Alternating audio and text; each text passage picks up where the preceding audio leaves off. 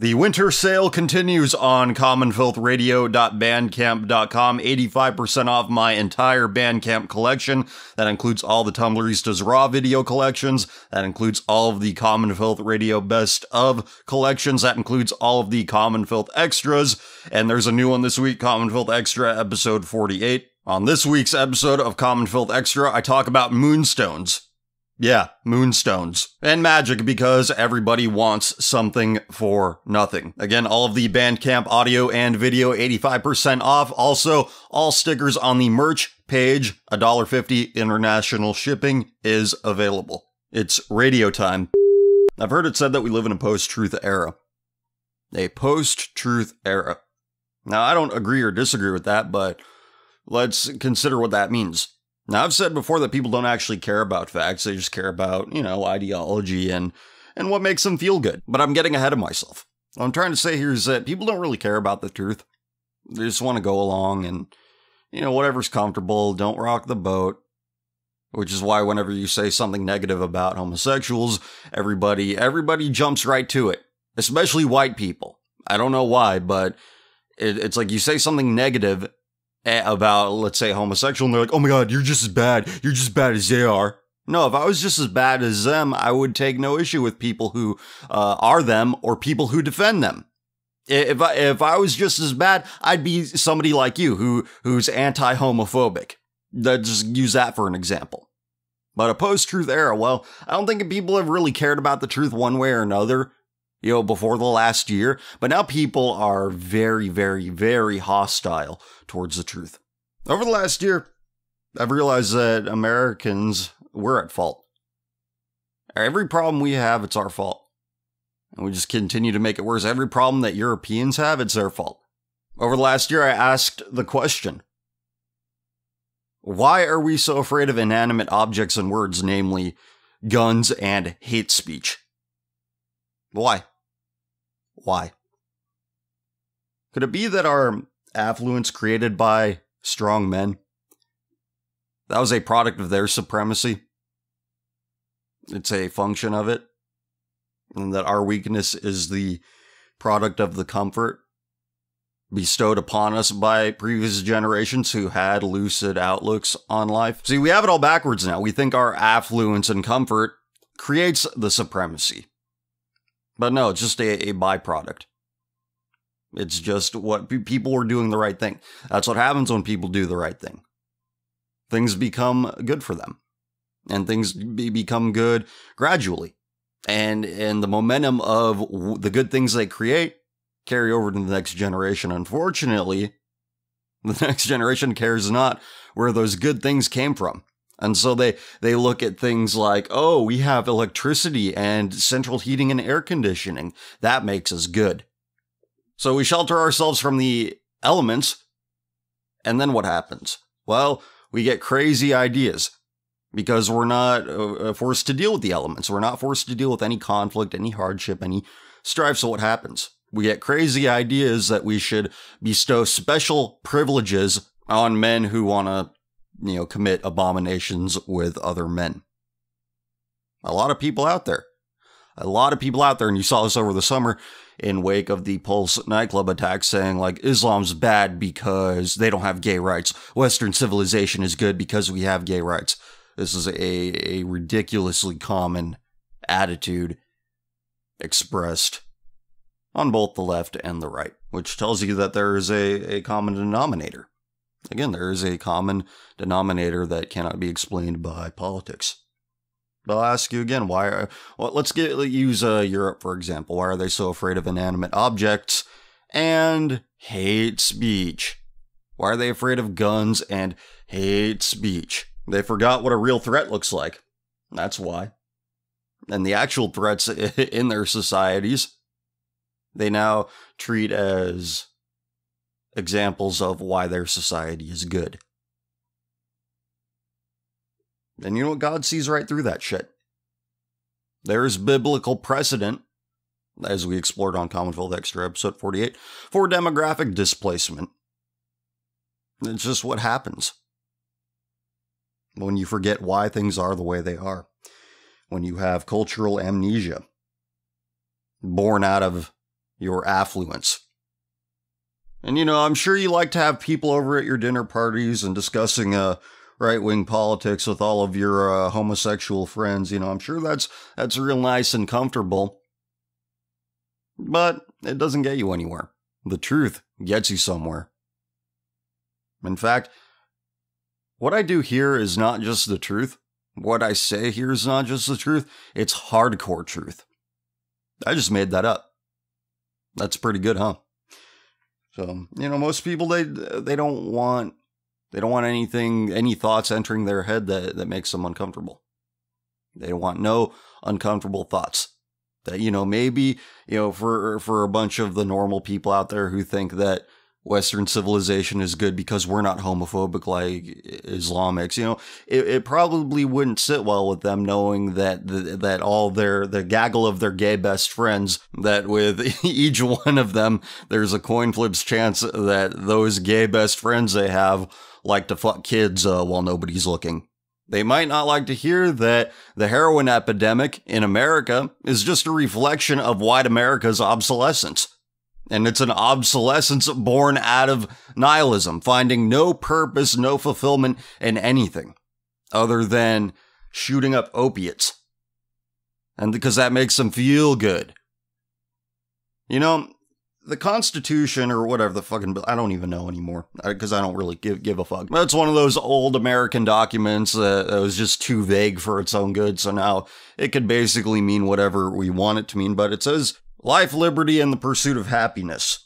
Now, you know, if you break that down and actually connect the words back with their meaning, like life, for example. Life, what the hell does that mean? Life is breathing, heart beating, blinking, talking.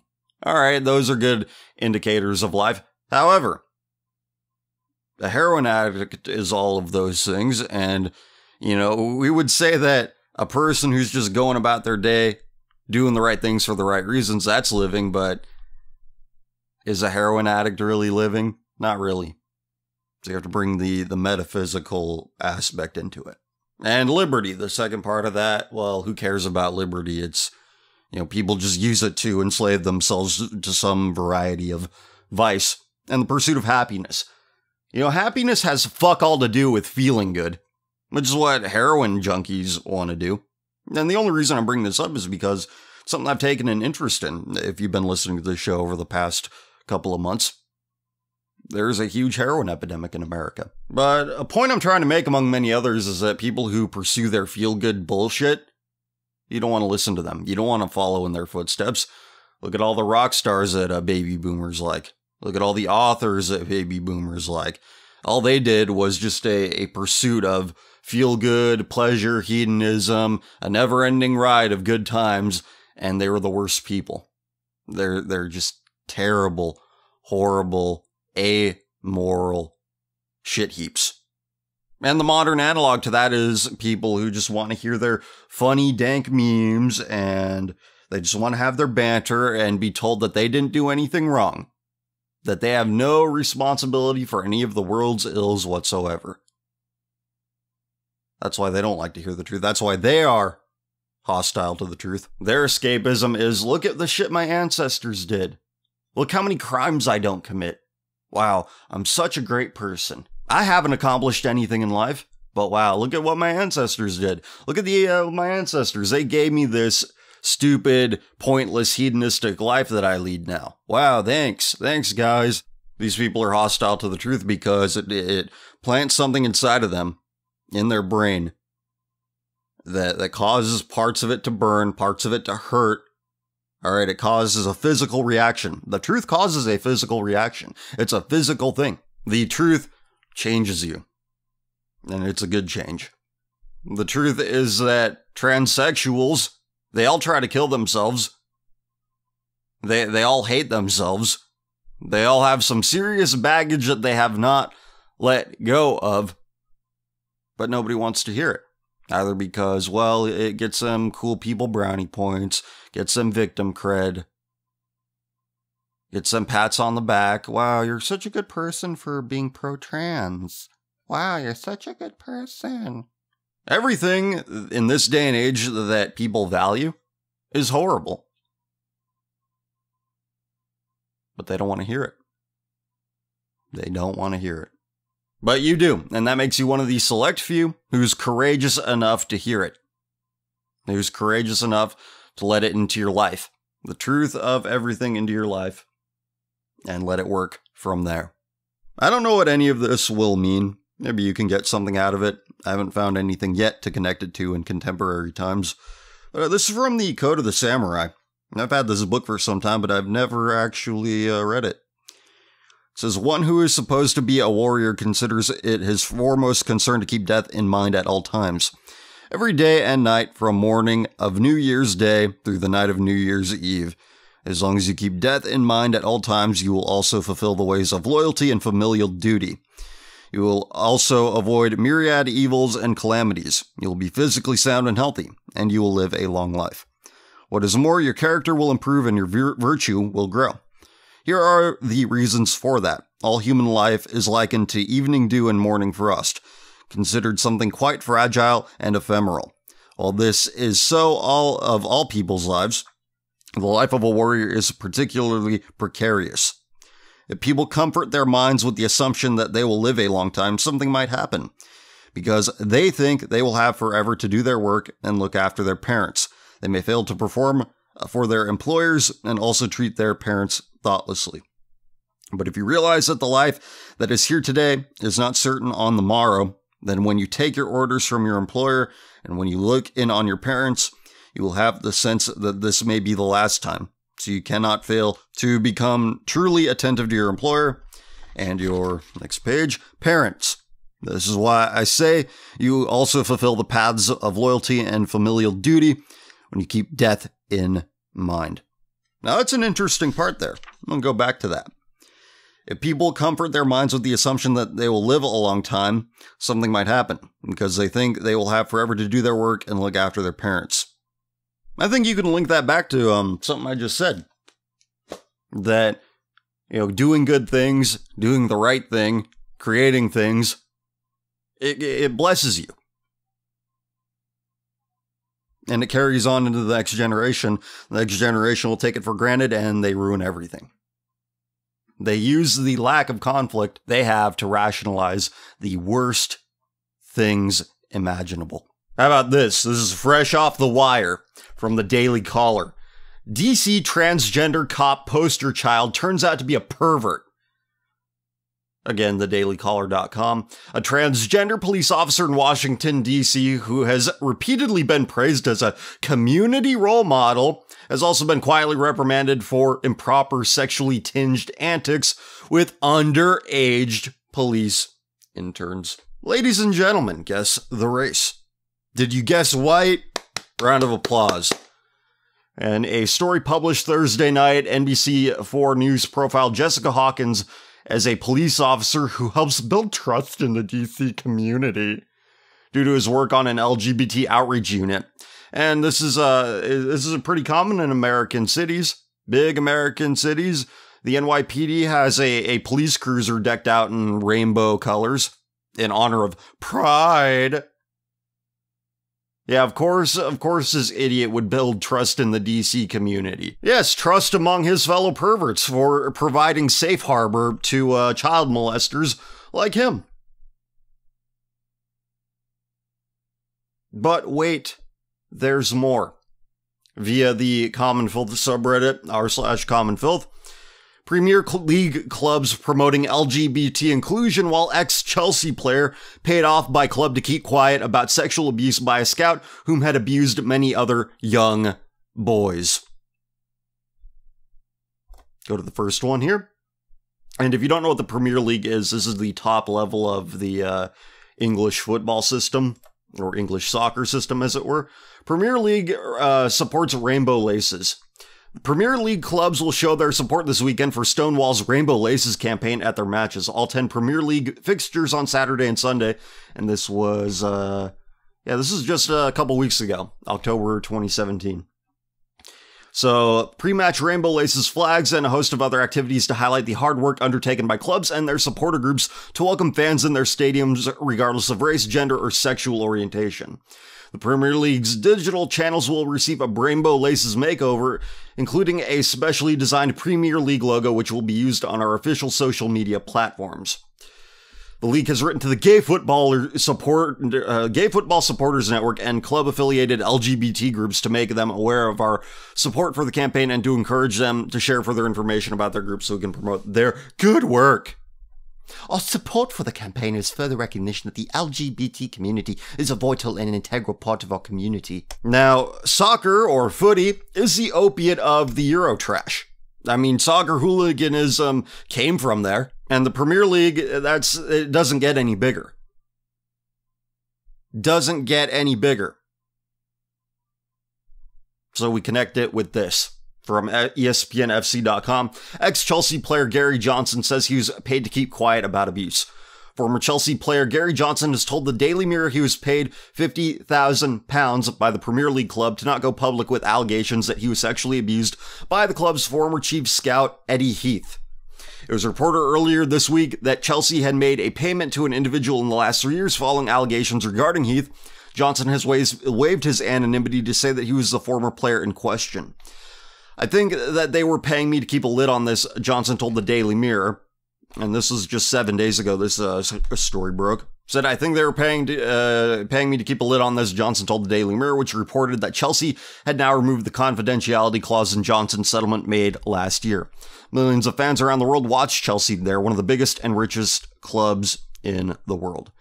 Footy pedophile scandal, says the front page of the Daily Mirror. Now, this is not two separate events here. These are very connected. A couple weeks ago, we read a guy who said that he was abused as a child. And his parents let it happen. Oh, I want my kid to be a footy star. That's what they want.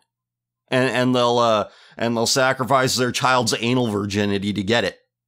And they'll go along with LGBT inclusion because the blokes that raped their kids, well, they made them footy stars, and well, you know, that's proof that LGBT people do a lot for the community, like rape kids in exchange for teaching the kids how to kick a ball around.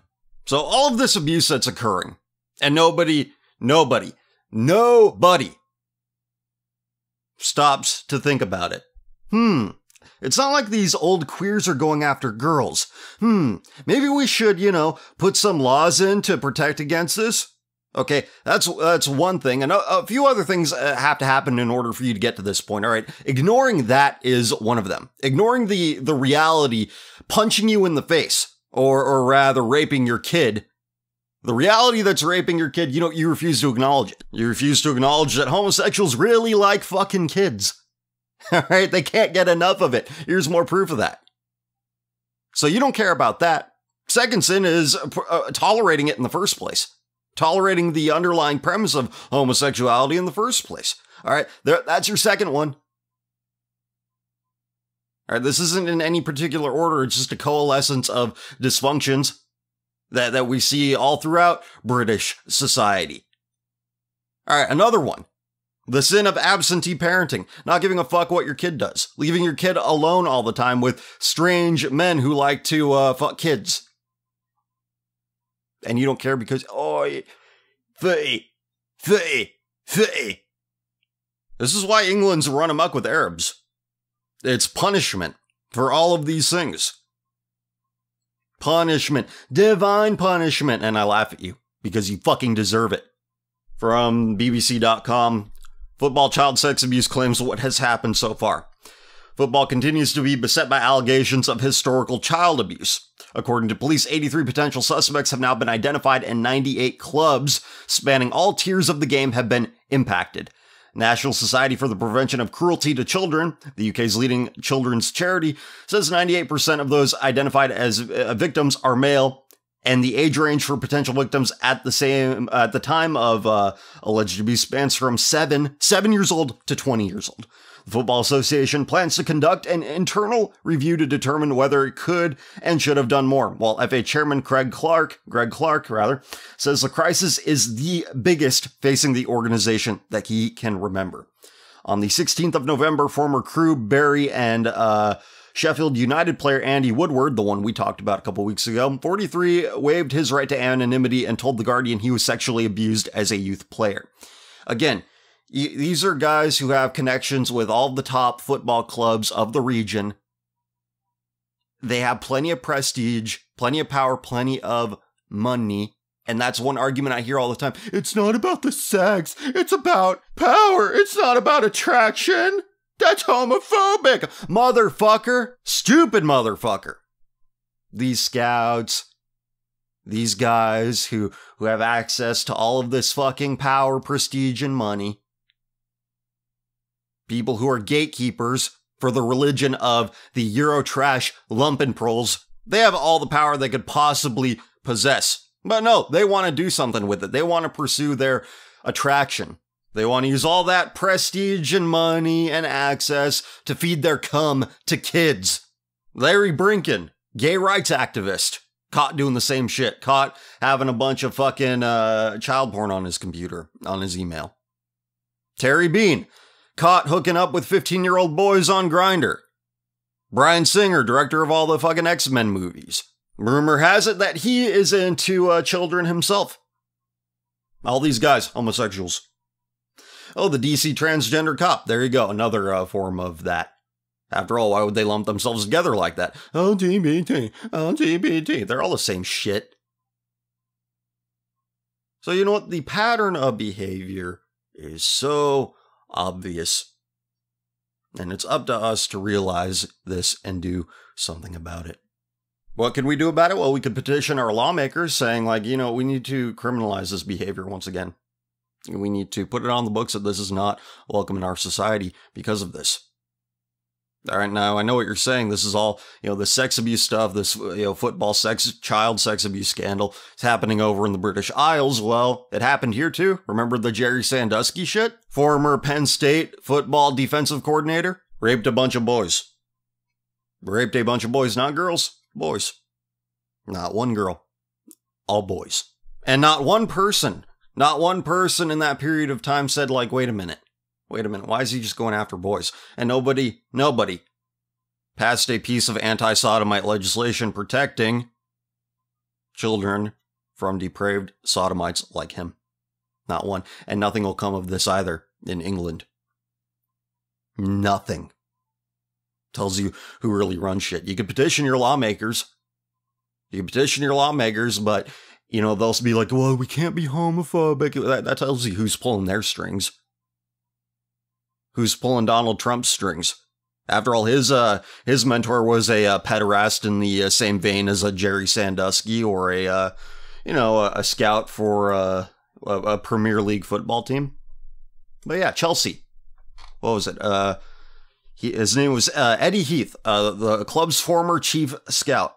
This behavior is endemic to English culture. Not so much ours, but it's getting there. Again, half of young British people have committed sodomitic acts. That's what they've done. So the culture is very permissive here. They don't care.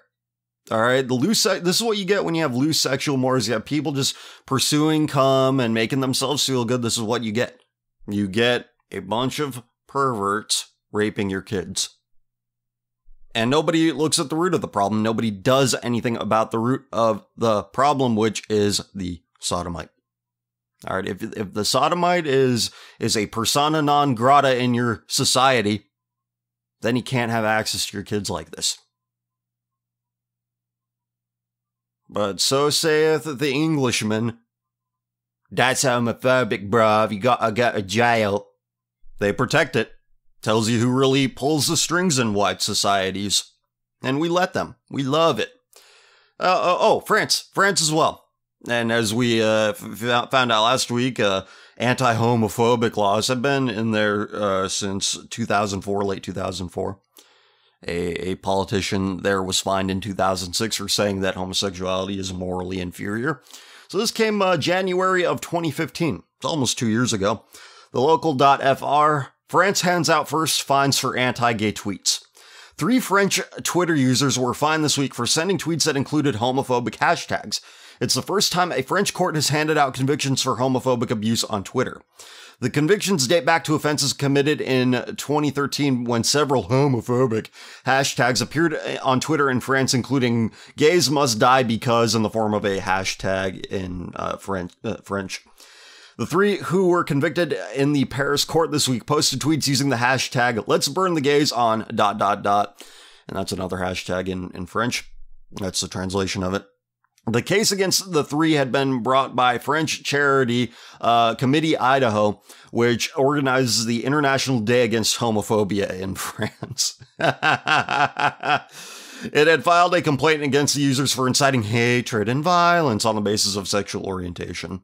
The punishments handed down, however, were fairly light. One was fined 300 euros, while the other 2 were forced to pay 500 euros. Given the maximum punishment is up to a year in prison and a 45,000 euro fine. This just goes to show you how disconnected these people are from reality. 300 to 500 euros. Now, what is the exchange rate for that?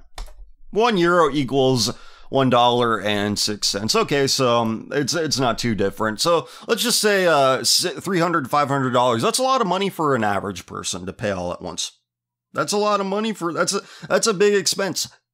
That's a big expense, and that's the cost for homophobia. Oh, homophobia. Oh no. Oh, Matthew Shepard. Oh, rest in peace.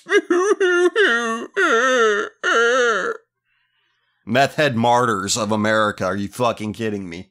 Continuing, although all 3 were forced to pay the same amount to Committee Idaho, which welcomed the ruling this week. It's a significant victory. Alexander Marcel, president of the Committee Idaho, told the local. But it's a small amount to pay for calling for the death of homosexuals. Oh, monsieur, that's homophobic. You got to go to jail.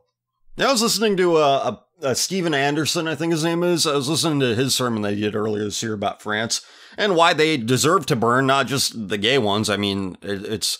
You know, they're the ones who run France, but, you know, whatever. But they all deserve it. They all deserve to burn. They deserve ISIS. They deserve Muslim invasions. Because here's a few reasons. Here's one of them. You couldn't read the homophobic parts of the Bible in France. Moreover, he cited a study done measuring attitudes of European peoples, of French peoples at least. 47% of them say that adultery is unacceptable. So 53% of them say it's fine. Compare this piece of information with the piece of information we gathered a couple of weeks ago regarding the most adulterous nations on the planet. The top 10 most adulterous nations, 9 out of 10 of them were European nations. So whenever something bad happens, before you hop on Facebook to tell everybody how terrible Muslims are, just keep this in mind. European nations, white nations, put people in jail for wrongthink, for telling the truth about what homosexuals really are. You marry a woman in one of these nations, there's a coin flip's chance she's gonna cheat on you. So whenever something so sad happens to the poor, innocent Europeans, keep this in mind. When you think of the impending caliphate that is about to impose itself on Europe, don't be sad. Don't be sad at all. In fact, I think you should say, you deserve it. You deserve it. Europeans are just cowards, and they're paying for it. They're cowards in every respect. So they are paying for it in every respect. Check this out. There's been tons of pollution there lately. Pollution in Paris. What steps to take to breathe easy? From the same website, thelocal.fr. With levels of air pollution in Paris the worst in 10 years, there are steps people can take to minimize the potentially harmful impact of the dirty air. God sent the pollution. Dirty air for dirty people. God hates France. Let's go back to Britain. From Reuters.com, scientists develop a new type of HIV test on a USB stick. Scientists in Britain have developed a type of HIV test using a USB stick that can give a fast and highly accurate reading of how much virus is in a patient's blood. This shit is so prevalent over there, they need to put it on a fucking flash drive. Maybe they could give that out at Premier League games. You're gonna need this, little one. Oi, bruv, you might catch it from one of our scouts. He's looking for new talent, if you know what I mean. This shit is so prevalent over there. They have to develop an HIV test on a fucking USB stick. From a disease you can only get in one of two ways. Either getting fucked in the ass by somebody who's infected with it, or by sharing needles with somebody who gets fucked in the ass. Really, the only way you could get it. And society puts so much time and effort into testing for it, curing it. It just goes to show you who really pulls the strings. Whitey is truly the sodomite's greatest ally. And as we know, Western civilization, it's done. It has nothing left to offer. It's a husk.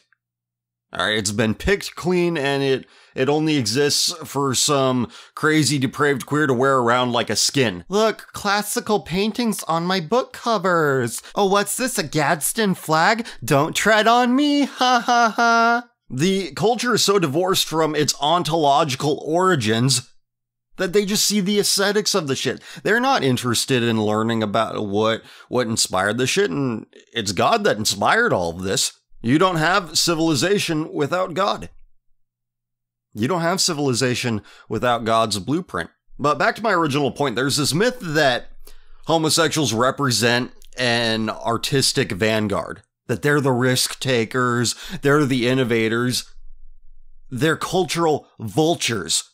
Stripping the aesthetics of dead trends, dead people, dead civilizations, and removing all of the sincerity and feeling that inspired those aesthetics. Why did so many of them vote for Trump?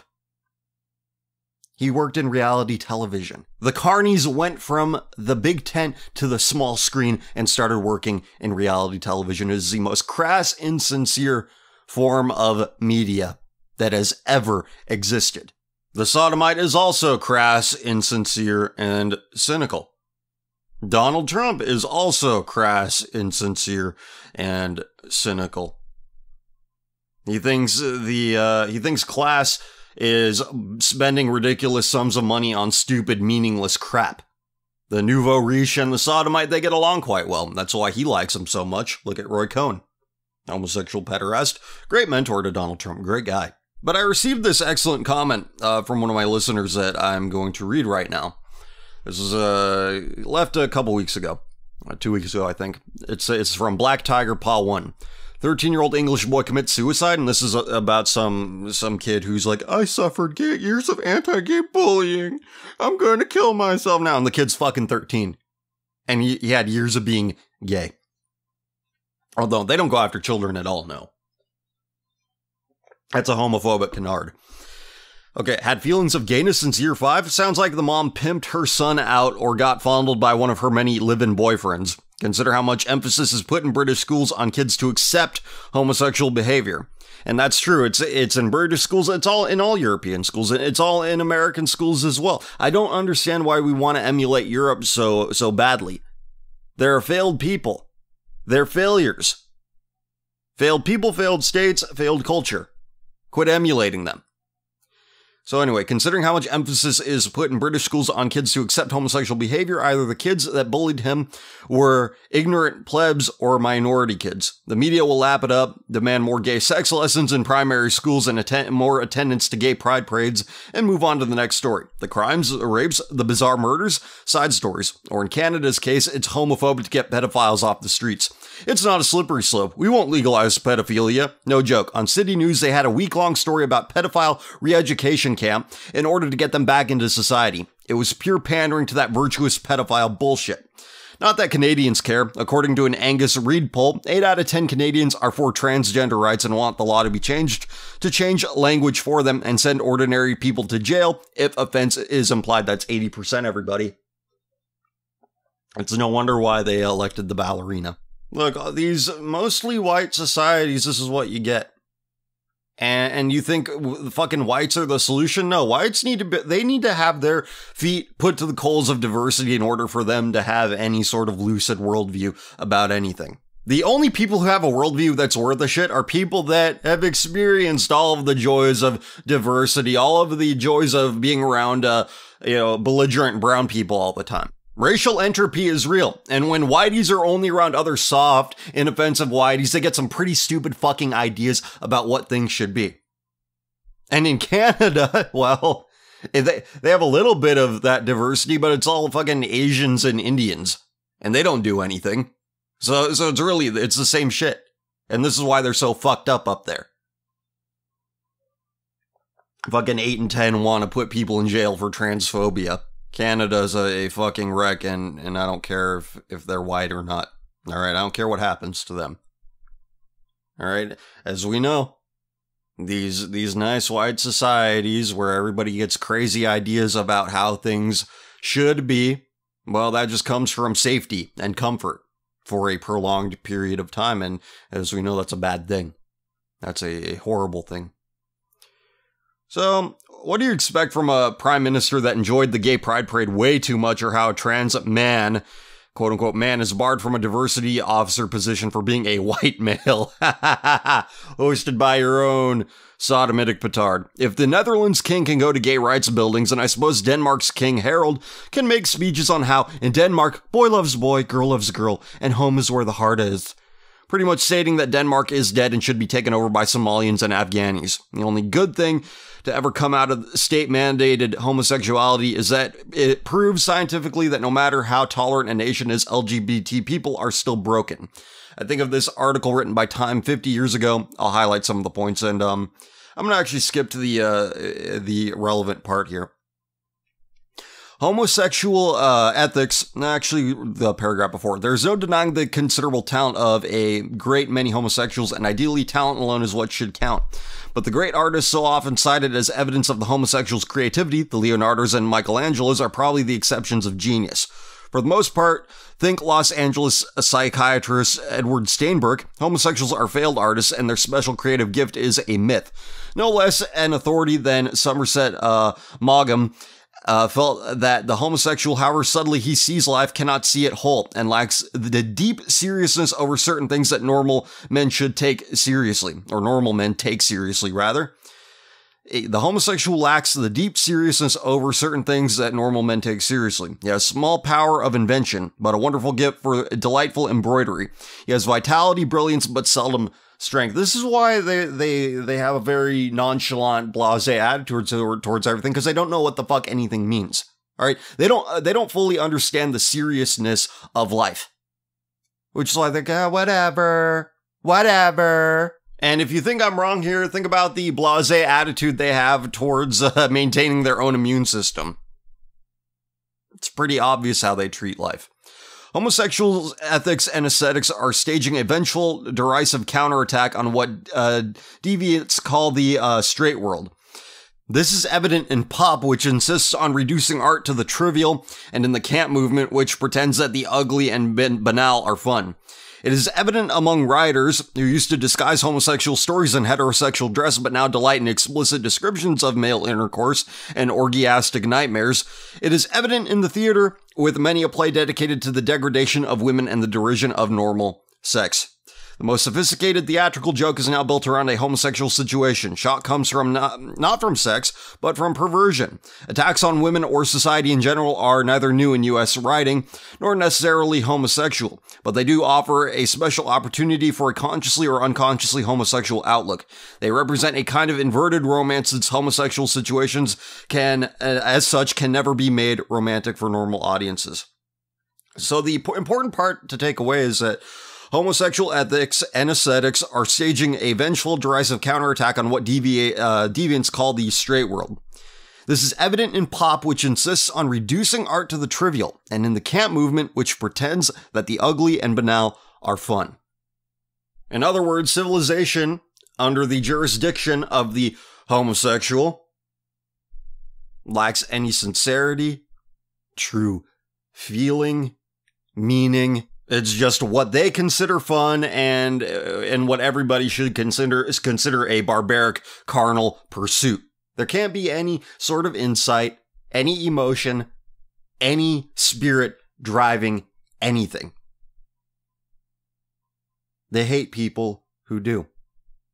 Because the people who are capable of that sincerity, people of expressing sincere emotion and feeling, they have the flame of life within them. They know what life is. They know how to continue it.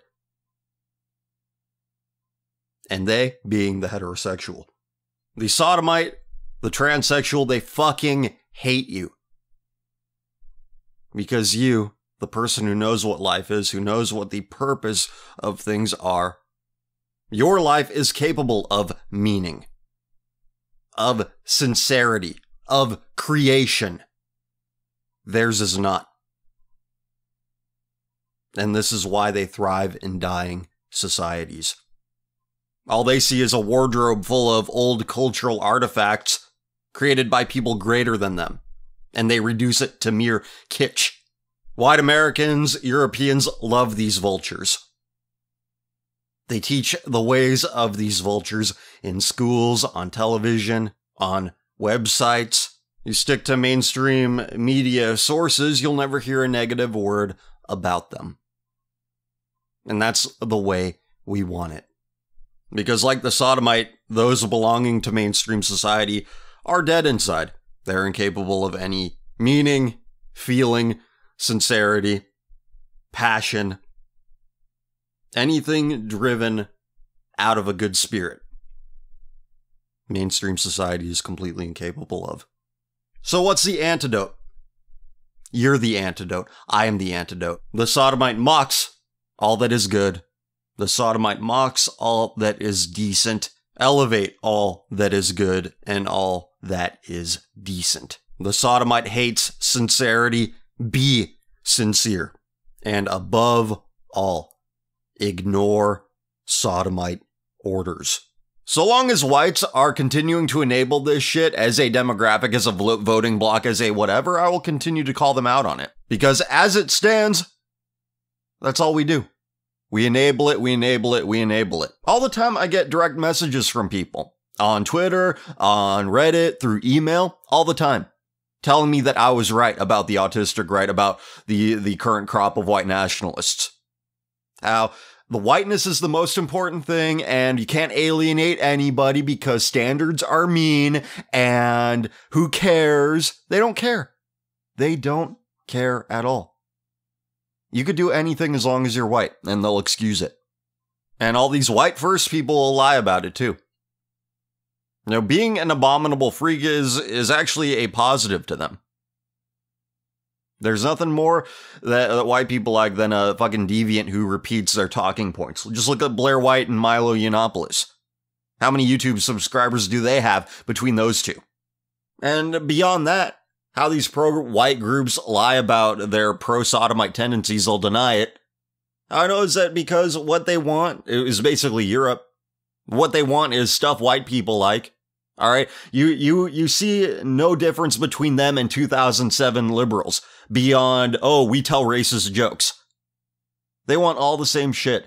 They want middle-class sterility, middle-class decadence. It's disgusting. They want this shitty culture, and they think it's a great thing.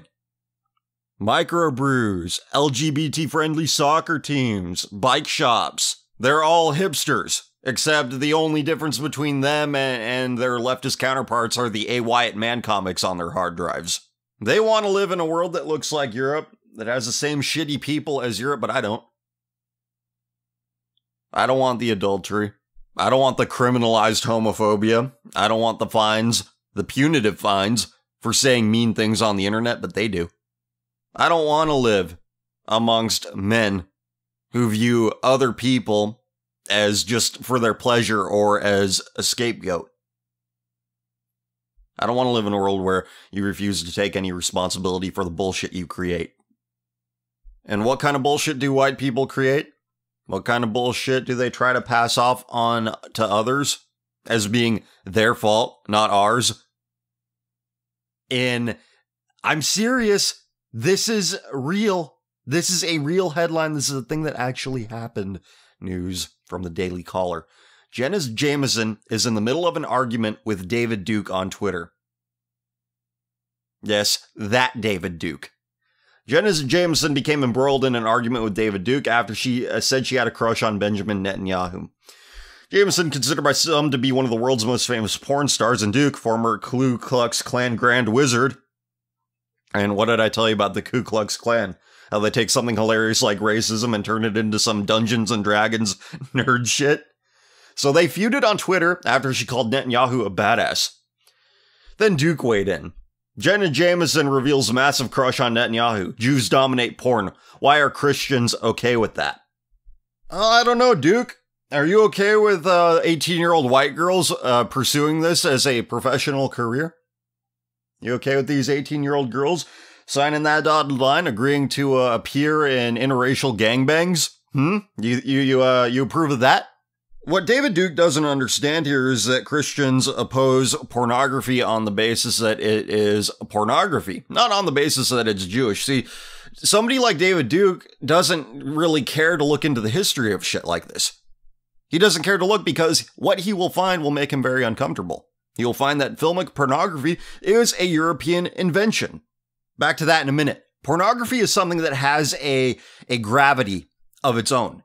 A moral gravity of its own, which is to say that the abusive, destructive nature of pornography does not change based on who handles it. I'm sure that David Duke could come on the show if he would like to explain himself here. How he frames his argument leaves it open to the interpretation that he thinks pornography is just fine. It just needs to be run by non-Jewish whites. That's the only thing that's wrong with it. After all, it is a European invention, but what percentage of the population are Jews? Let's just say in America, 2%? Can't make a whole lot of money. Can't fund production costs with that kind of demographic available to you. So who are these Jewish guys making their money off of? White American males. If it weren't for the intervention of legions of horny honkies with a voracious appetite for masturbation, Mr. Leibowitz wouldn't have a nice mansion in which he makes all his porn. He wouldn't have that nice big house that dazzles any 18-year-old whore who visits it. Because if there's anything these bitches love more than infidelity, it's easy money. Mr. Leibowitz would be selling bootleg pocket watches in a New York City borough right now if you didn't bail him out. But all the horny honkies all around America can't help themselves. And let's not forget about one of Europe's great domestic industries. The art film. The art films that are basically porn with plausible deniability. Because they get taxpayer money to fund them. If you've listened to this show for any period of time, you know that we like to read reviews of sick, disgusting European art films. But you don't hear the likes of David Duke, or any other white man for that matter, talking about how depraved European art films are, which are a reflection of pure, unfiltered Goyim-id. Jews are not proactive in their profit-seeking. They're purely reactive, only setting up shop in pre-existing, tried and true, tested markets. And where they've set up shop in this case is the market created by Whitey's disposition towards sexual impropriety. Shall I read for you the descriptions of European films that feature, for some reason, extreme close-ups of piss-soaked vaginas? Movies that pass themselves off as art. They receive public funding. So, David Duke, Christians do oppose pornography on the basis that it is pornography, regardless of who happens to be making a buck off of it. While Whitey looks for a scapegoat and tells the scapegoat to stop victim blaming at the expense of actually fixing what's wrong with him, Shlomo will continue living in that nice house, reaping all the benefits of Whitey living in a state of terminal denial. You know how feminists, when, somebody tells a girl, protect yourself, it's dangerous out there? They shriek with cries of, victim blaming! That's victim blaming! It's the same thing as white people blaming the success of pornography on Jews. White people can't admit that there's something wrong with them, so they blame Jews for making the pornography they can't stop themselves from consuming. From mrctv.org, Urban Planner. Public parks need to accommodate public gay sex by Ashley Ray Goldenberg. Apparently, public parks need to be more accommodating for gay men who want to have anonymous sex with strangers out in the open. Jen Robertson, a Canadian urban planner who specializes in public safety planning for LGBTQ2S+. Now, if you don't know what that last one means, that means two-spirit communities, spoke to the Canadian Broadcasting Corporation's Jim Brown about the quote-unquote need for parks to plan for public gay sex.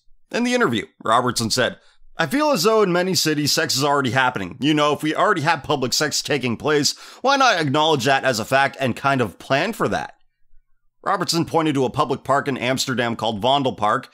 Oh, of course, the Netherlands. Another great place we should be emulating. Because, hey, anything's tenable given an all-white population, including public abominations.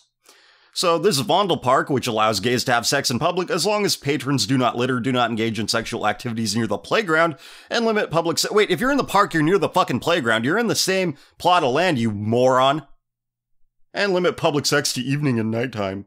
As an example of appropriately approaching the issue.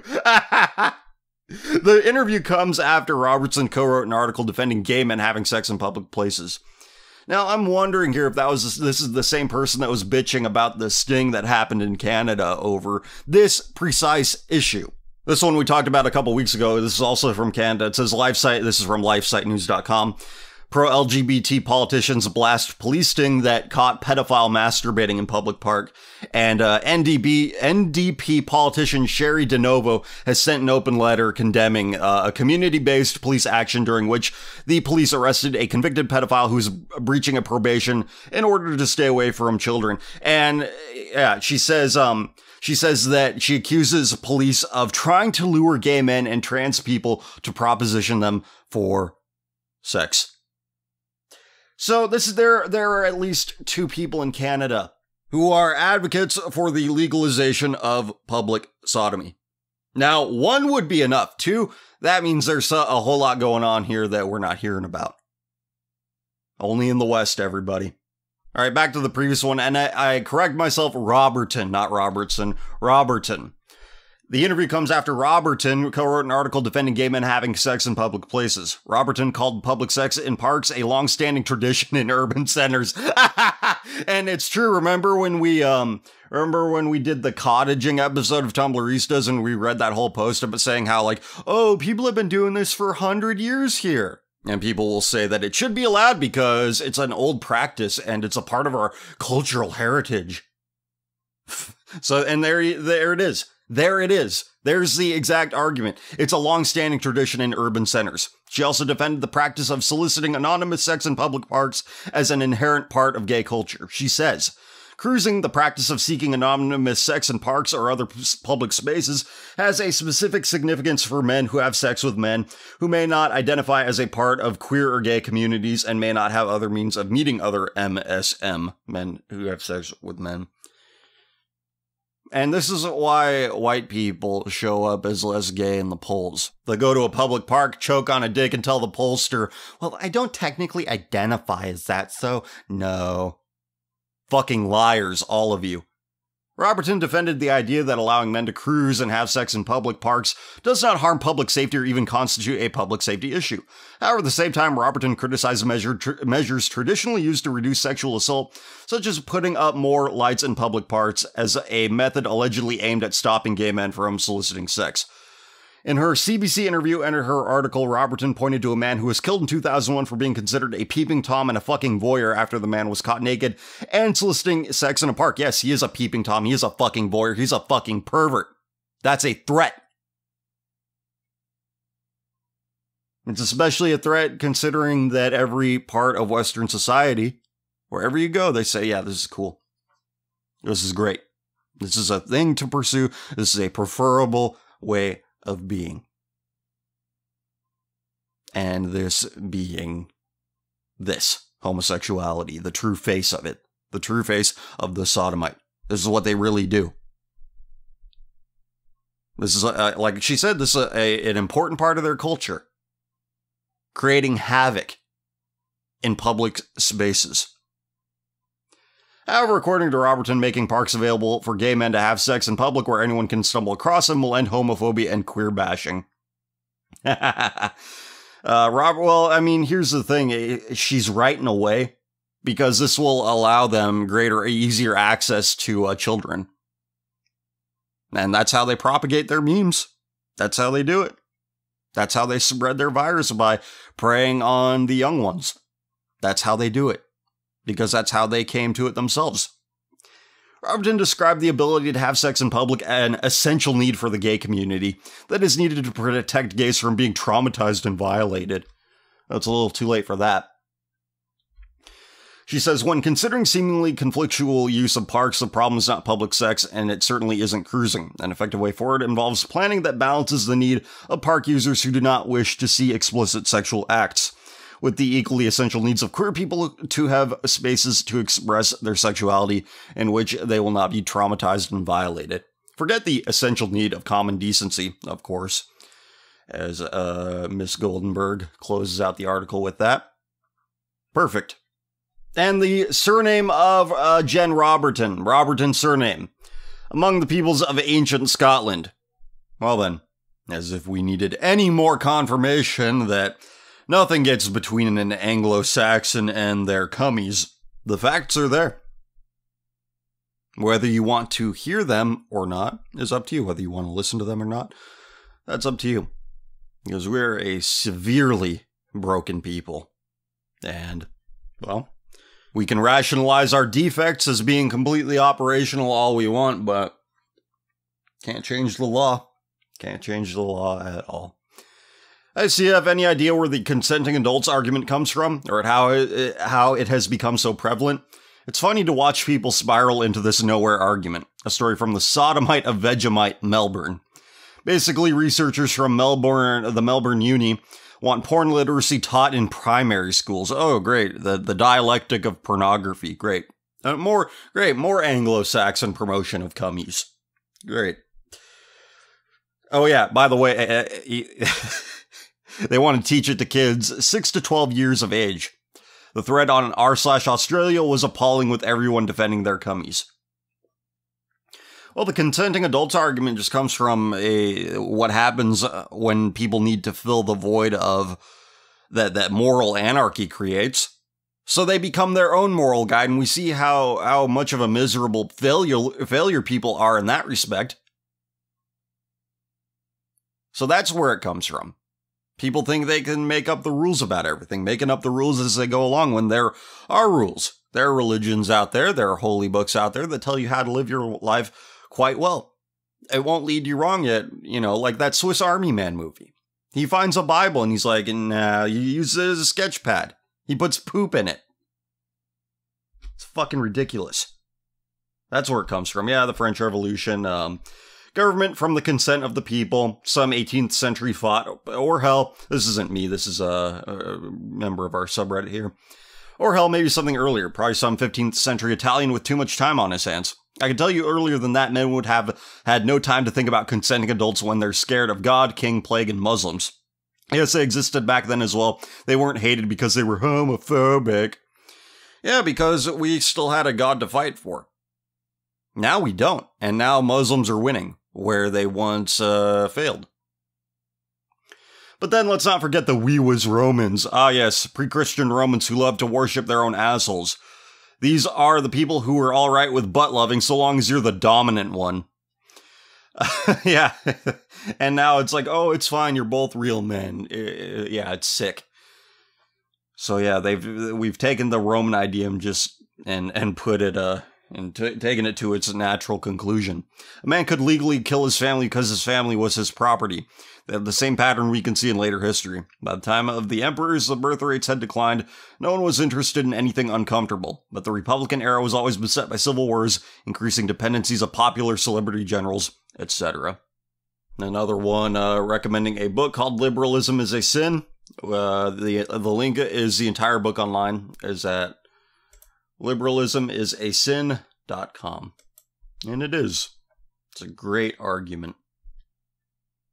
Anyway, spell I-cup, nigga. I-C-U-P, nigga. Oh, and somebody else brought up, going back to the previous question comment thing, Mark Dice posted a video recently about people agreeing with incest because consenting adults. Yeah, and then it'll be like, oh, dogs can consent too. Well, it already is that, but I want to leave an anecdote for the CF guy. How's it going? It relates to the slippery slope fallacy, Jared Fogle, and pornography. I have a family member who personally knew Jared Fogle while in college. About when Fogle was caught with child porn, he was a little surprised to have been associated with someone like him. But his final words on it is, he's not surprised. The thing with Jared Fogle is that he watched porn daily, all day. Fogle was no doubt obsessed with it, and he was slipping down the slope into more and more depraved shit. So it's not surprising to see that he eventually turned to child porn. Not child as in 16, child as in 6. Let's be real, it was only a matter of time until he tried something for himself. The slippery slope isn't a fallacy if it's true, and it's usually true. Yeah, it is true. The slippery slope is an inevitability of all dysfunction, of all sin. You will see that sin to its natural conclusion if you do not repent for that sin. Yeah, Jared Fogle consented to watching all that pornography, and look where it led him. He couldn't control himself. Man is incapable of being his own moral guide. Poles are building the first pagan temple after hundreds of years. Slavs are done, or are they? Read the article. Yeah, pagan temples are being built all across Europe.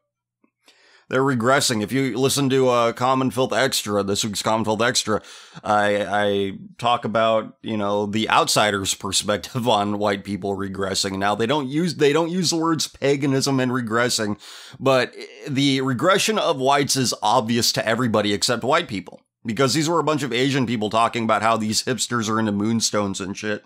And it's embarrassing. It is humiliating how stupid we are now. And now people are fucking making movies about white people and how fucked up we are, like in Swiss Army Man. And that movie was co-written by an Asian individual. It's like everybody sees it, except for us, and we're not doing anything about it. It's like, if your psychological dysfunctions are that, and that's just usually an interior thing. If they're so bad that they're now being reflected on the outside, you got problems. Where other people who don't give a fuck about you start noticing and saying like, man, what's wrong with you guys? If you're so fucked up that other people are starting to take notice and commenting upon it, you're fucked. Slavs are done, or are they? Because Poles are building the first pagan temple after hundreds of years. Read the article and you'll see that the palace where the temple is being built is a Wrocław. If you take a closer look, you'll see that's a region in Poland where the Slavic people have been subject to mass cultural conversion or extermination by Brandenburgian and later Prussian overlords. In short, the region is now master race Germanic. Of course. So it is Germanic. Iceland built a pagan temple, and their public health minister's like, we need gay people to give their blood.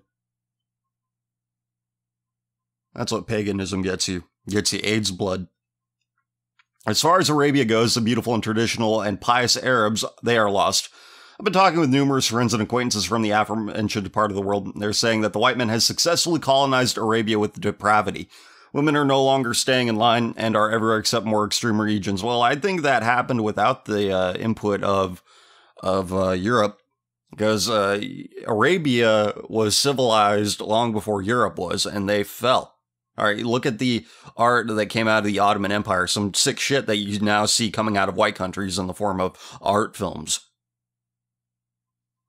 So, women are in fact acting like a bunch of crazed feminists. They say at this point, well, I think they were acting like that before, which is why you have such strict controls on women, why they put them in burqas and all this other stuff. So, I think that's been a thing for a long time, that Arab women are pretty, loose. And they have enough presence of mind to control that, but after a certain point, it just becomes excessive. But now they're rebelling against that. So the controls that doesn't put the fear of God in them anymore, which is why they're rebelling. To them, we are the merchants, or well, the white man is, yeah. And they're buying it. And that's why they're like, fuck you people. We're going to invade your countries. We're going to take your women and we're going to ruin your countries. The Arab world is recognizing the colonization that has been happening over the last 15 years at least. It's probably been happening before that. And they're saying, oh, you colonize us? Nah, motherfucker, we're colonizing you. And so it goes. God wills it. And all, I fear it will be our turn in 2017. Oh wait, hold on. I skipped a part. I have corrected myself from we because Slavs aren't white. Our women don't fuck dogs. And all in all, I fear it will be our turn in 2017. I hope we can hold out, but if we can't, a glorious death awaits us. Not a slow one at all. They'll have to nuke us all off the face of the earth to make us accept aristocrat rights. My plan is to somehow drill my way to the Minister of Health and declare LGBT people mentally ill again, and give our mental asylum some purpose. God helps. According to a commenter below, this is just a project and won't reach the needed fundraising amount for the temple. Well, that's a good thing. Good thing. And yeah, Jesus Christ was recently declared the eternal King of Poland. So that's also a good thing. Hi, Lord Sodomite Lobotomite. I'm the guy related to Peter Thiel from last week. After I told you about the Marxist essays I had to read in my class, he talked a bit about homeschooling and basically said something around the lines of, if people cared about their kids, they would not send them to public school. This kind of tied in perfectly with what's happening in Germany, with what's happened in Germany. What's happened in Germany. It is absolutely illegal for children to be homeschooled in Germany. Yeah, because the state can't control them at that point. They can't create nice little citizens who teach migrants how to have sex with the local women. Which is a thing, by the way. A white guy's doing it, too. Only white people are content to live vicariously through others. Oh, bro, I'll help you sleep with our women. It's no big deal. Fucking ridiculous.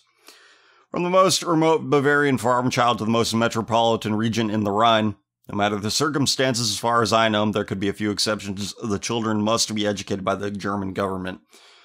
I don't know if you know this or not, I just kind of wanted to hear your response on this piece of intrigue. It's pretty disgusting to offer people no alternatives, but that's the way it is. It is the way it is, and unfortunately the German people wanted it because they elected the people who would lobby for this shit.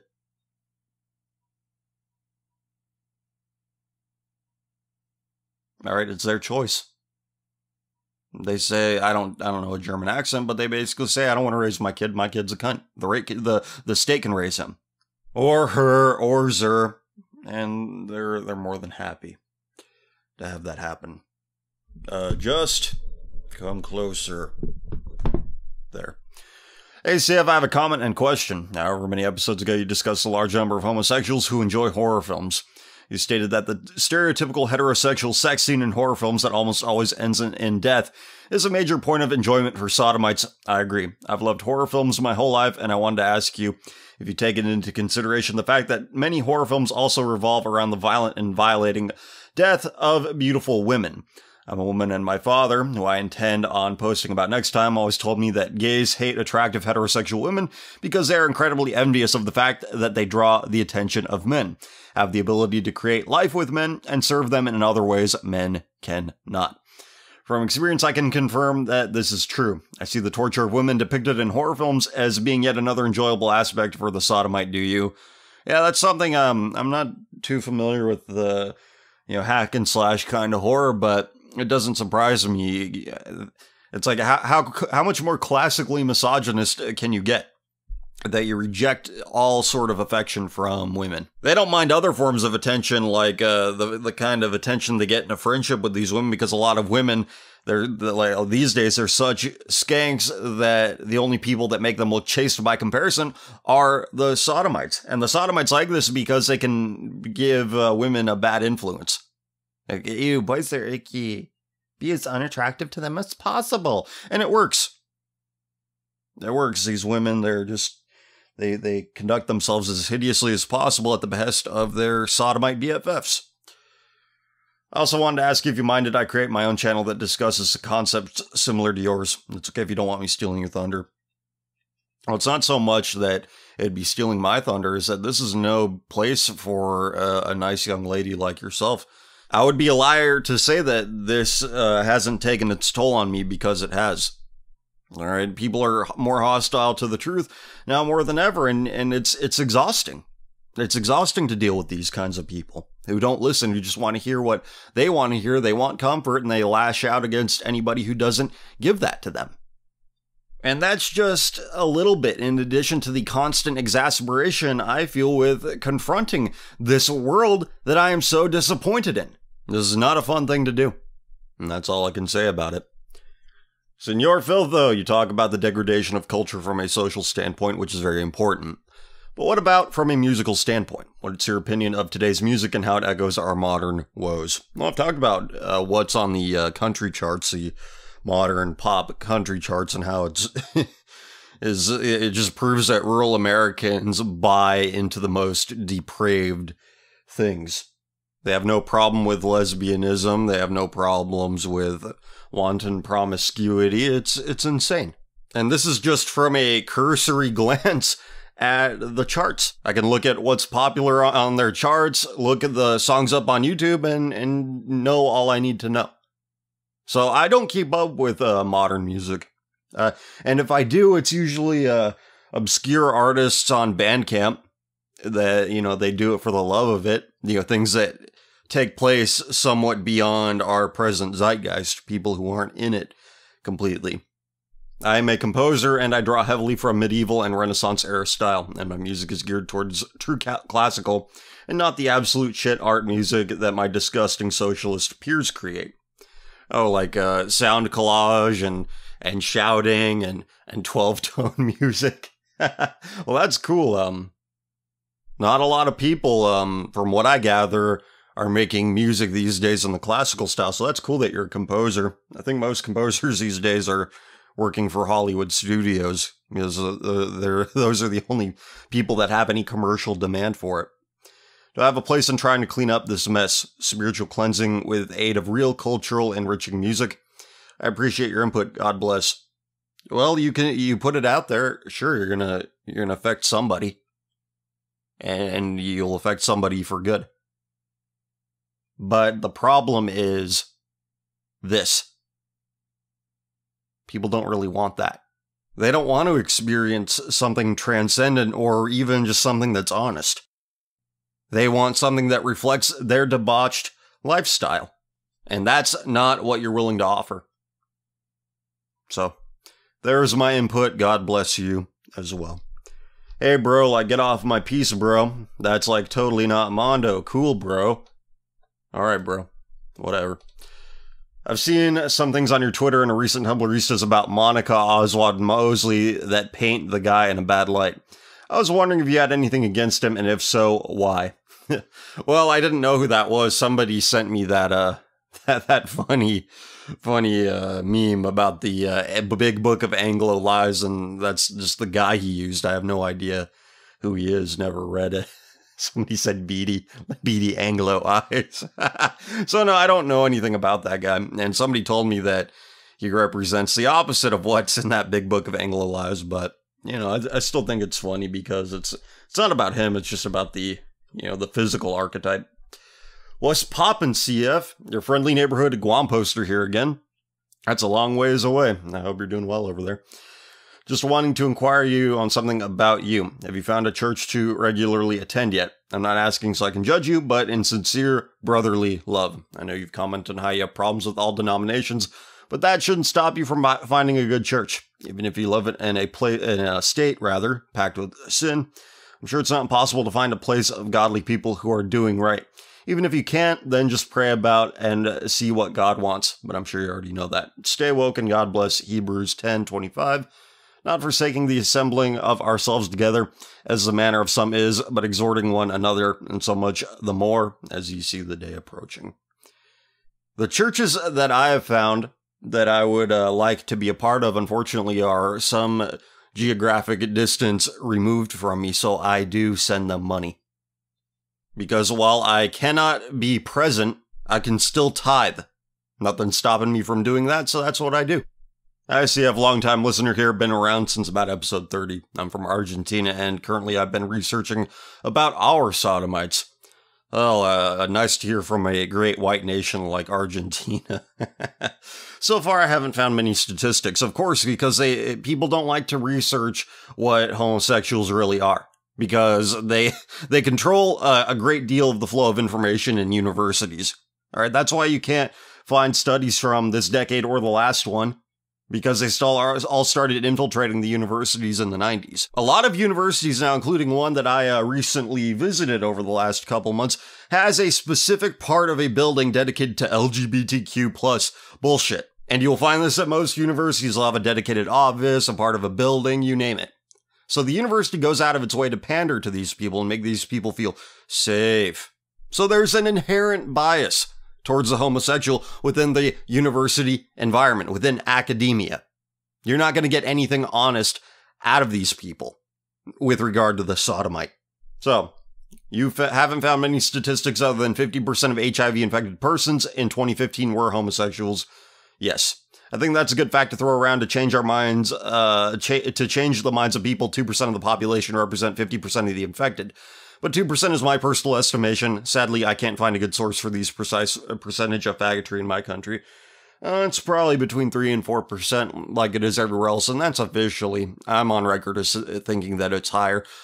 But you're not going to influence people with statistics because they could say, oh, we could fix that. We could fix that. We can make it so that they're only 2% of AIDS-infected population. I've been doing this for a long time. Very few people are influenced by raw numbers. All right, I know they look official, I know they look legitimate, but people aren't influenced by that. Americans don't care that 55% of homosexuals are child molesters. They don't give a fuck about that. It's unfortunate, but it's true. Nobody cares. The statistic, just one, makes them look even worse since they've had equal marriage in 2010. Since 2010, and I have sources to say that we're the most tolerant of faggotry in Latin America, with 74% of people being okay with gay. Yeah, Argentina truly is Blanco. So they're running out of excuses for more acceptance, not that they or the average man cares, unfortunately. Something else I've been doing is digging through posts in an escort forum. I'm ashamed to admit that in the past, I used that site to search for female escorts. But from time to time, I peeked to see what was going on in the gay discussion part of the site. They have female, tranny, and male escorts, so that's why they have this section. Argentina es blanco. Arriba! I did not expect to see that much deviancy. I discovered these people have sex with strangers in porn cinemas, which, from what they say, are 95% gays, 4% tranny prostitutes, and 1% batshit insane occasional whores. It's like the 70s. The 70s never ended. It just moved down to Argentina. I discovered teteras, which is an Argentinian equivalent to UK's cottage. If you don't know what cottage means, that refers to the practice of homosexuals doing homosexual things with each other in public bathrooms. Hey, they do it. All right, that's what they call it. I did a Tumblristas episode about it earlier this year. Also, I became aware of their morbid fascination with straight guys and authority figures like cops, which I guess makes sense when you think about it. No doubt about it. This is why I don't understand straight guys who go to gay pride parades. You know they all want to fucking rape you, right?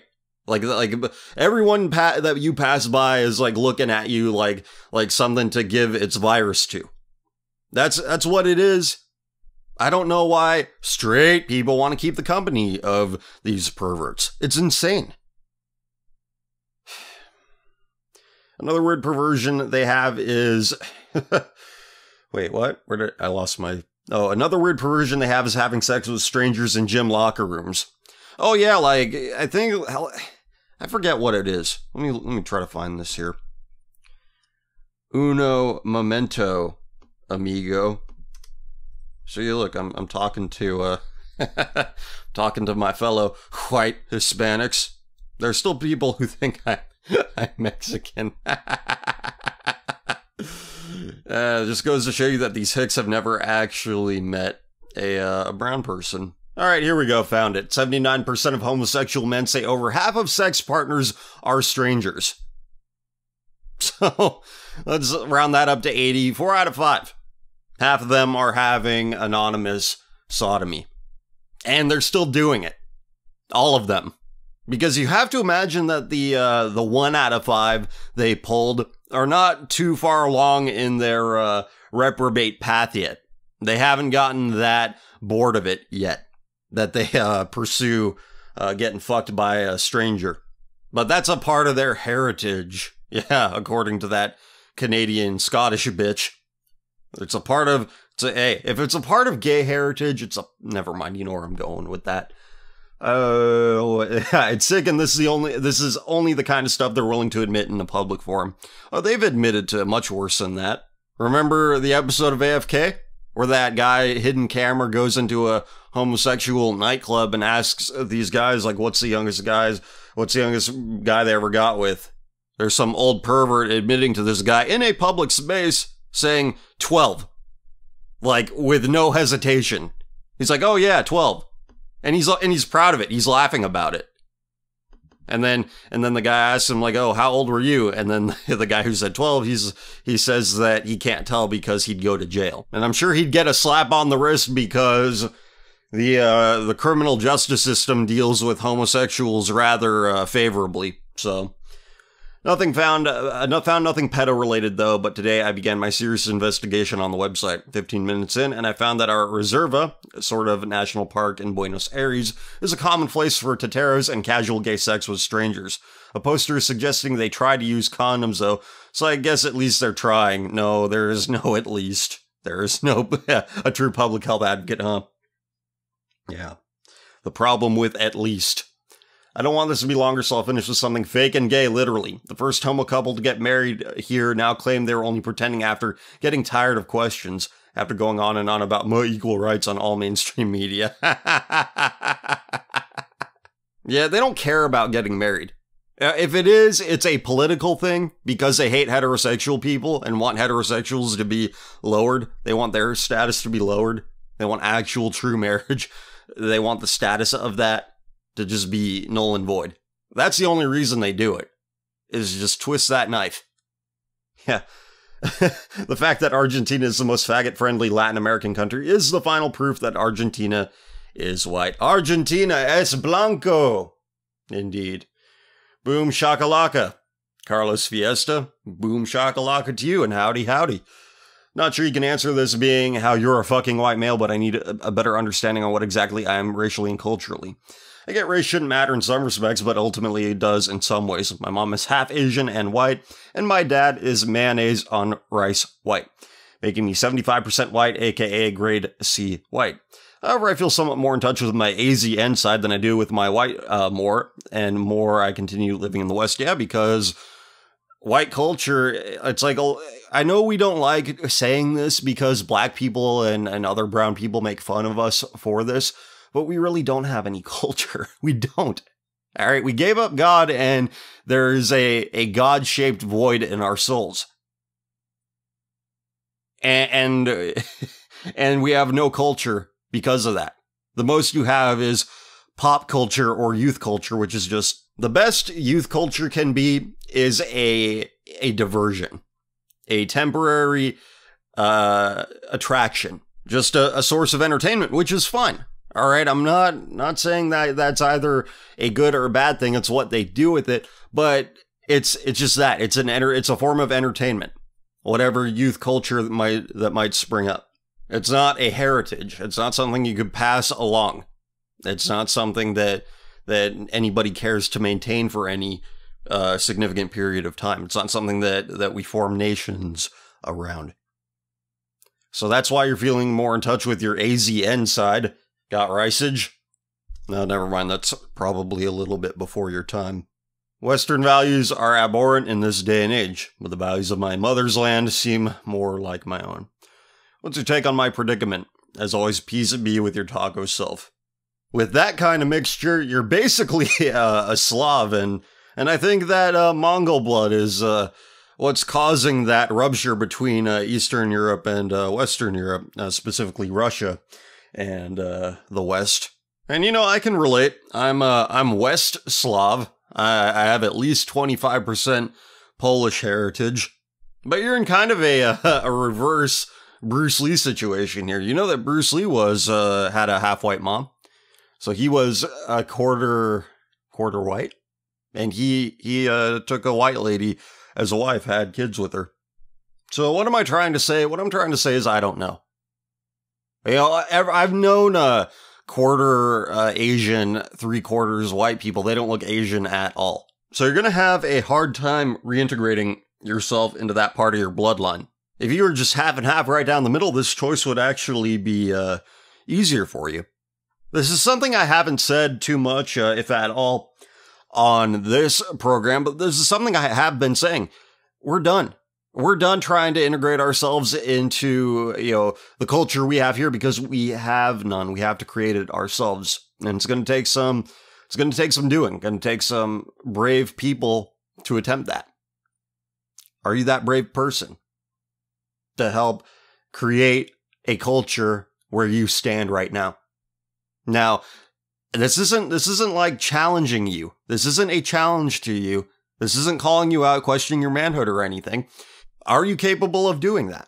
Given the alternative, I think it would be easier for you to create culture here. Filtered through God, as it should be. Because if you go over there, it'll be like, what's this white guy doing here? It'll be difficult. It will. So, best of luck to you.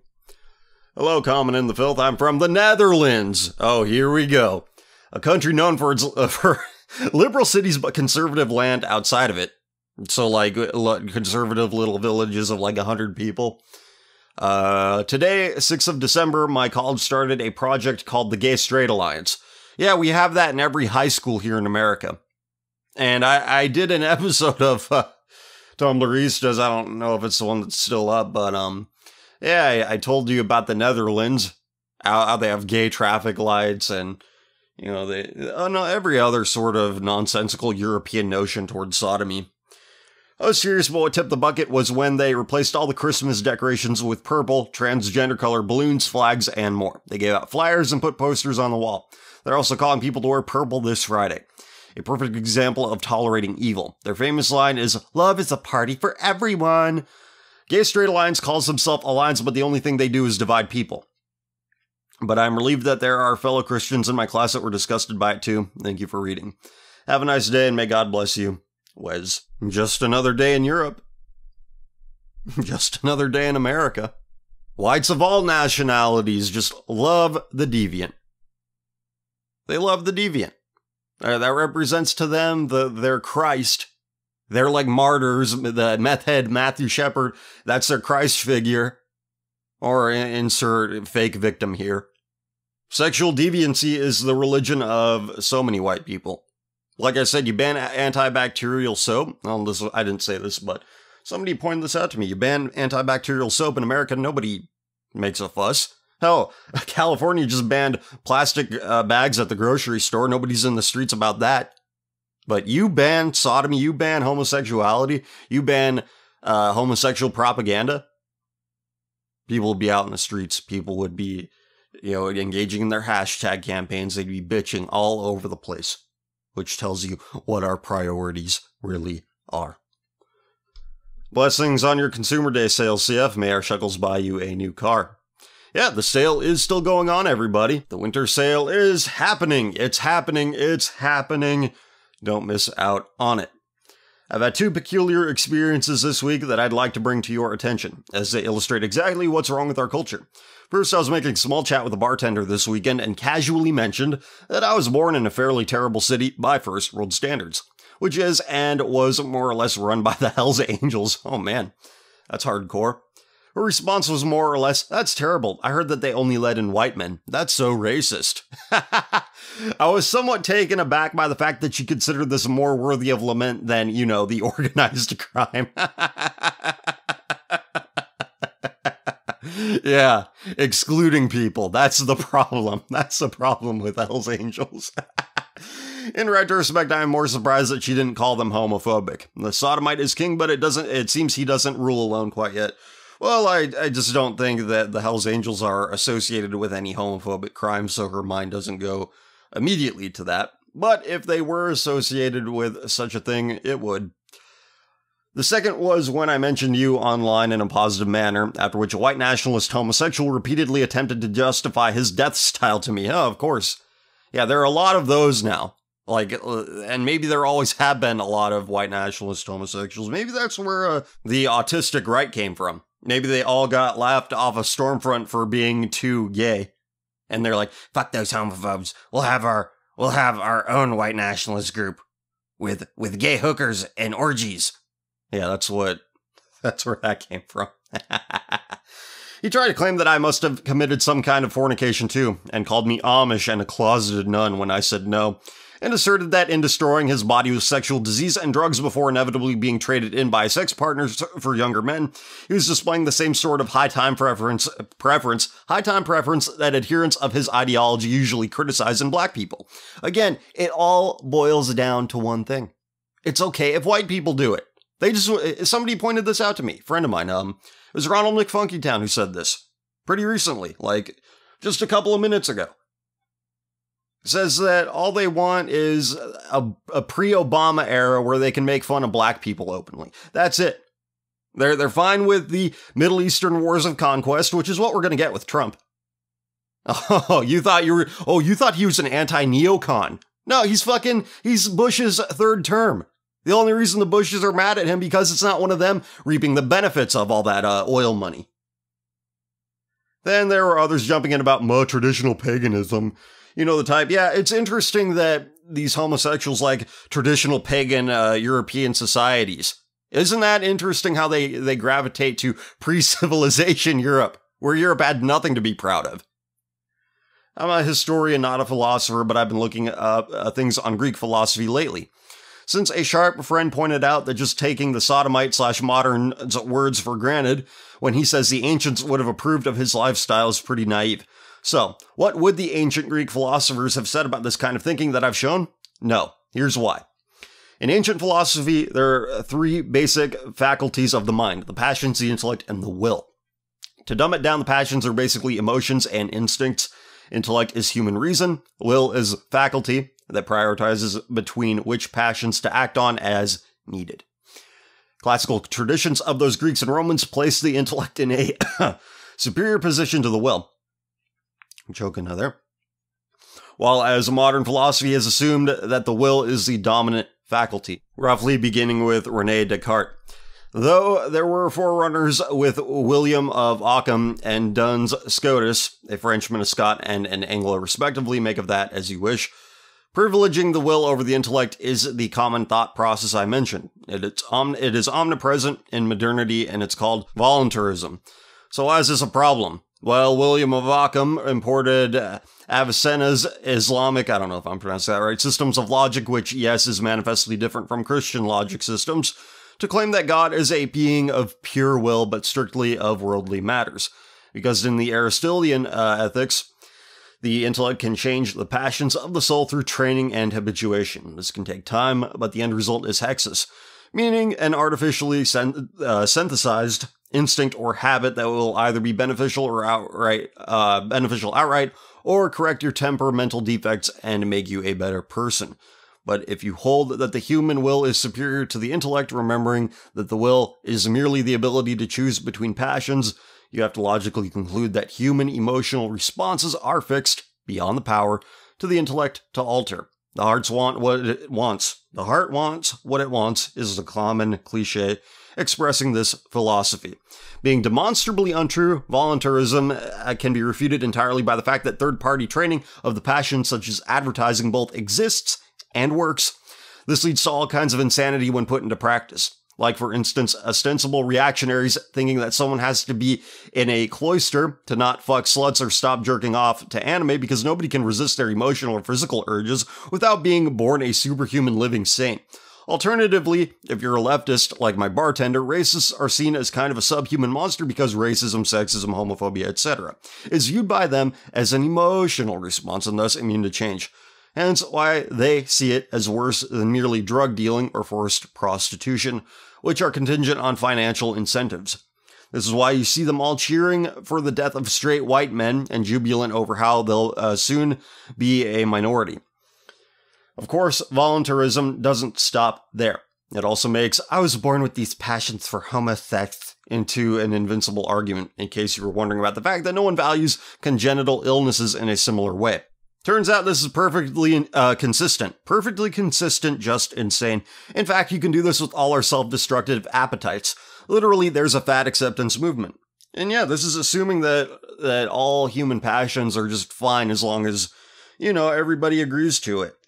We know the deleterious effects of homosexuality. We know the deleterious effects of obesity. And 0 of those horrific outcomes are contingent upon consent. So wrapping up, what would one of those great pagan Greeks who founded our civilization say to their supposed heirs? Probably something like, by Zeus, you're all a bunch of children. Just get up, use your brain, and make a habit out of not destroying yourselves. I don't know what these British people are, but from the sound of them, you should believe the opposite of what they say. Let's all make it our duty to ignore Anglo orders, cf. God bless and best wishes, yes. The Anglo and the Sodomite are one and the same. Ignore Sodomite orders, ignore Anglo orders. The Anglo mind invented tabula rasa, blank slate. People only exist to be used for your pleasure or for you to use as a scapegoat. Sick. It's a sick mindset. And thank God that God is punishing them for their hubris, for their rebelliousness, for their colonial habits. Hey CF, is gay cannibalism a new trend with homosexuals? No, we read the Armin Meavis story a number of months back, so no, and that happened quite some time ago. Do they hate themselves so much that they will butcher each other and consume each other for simple sexual gratification?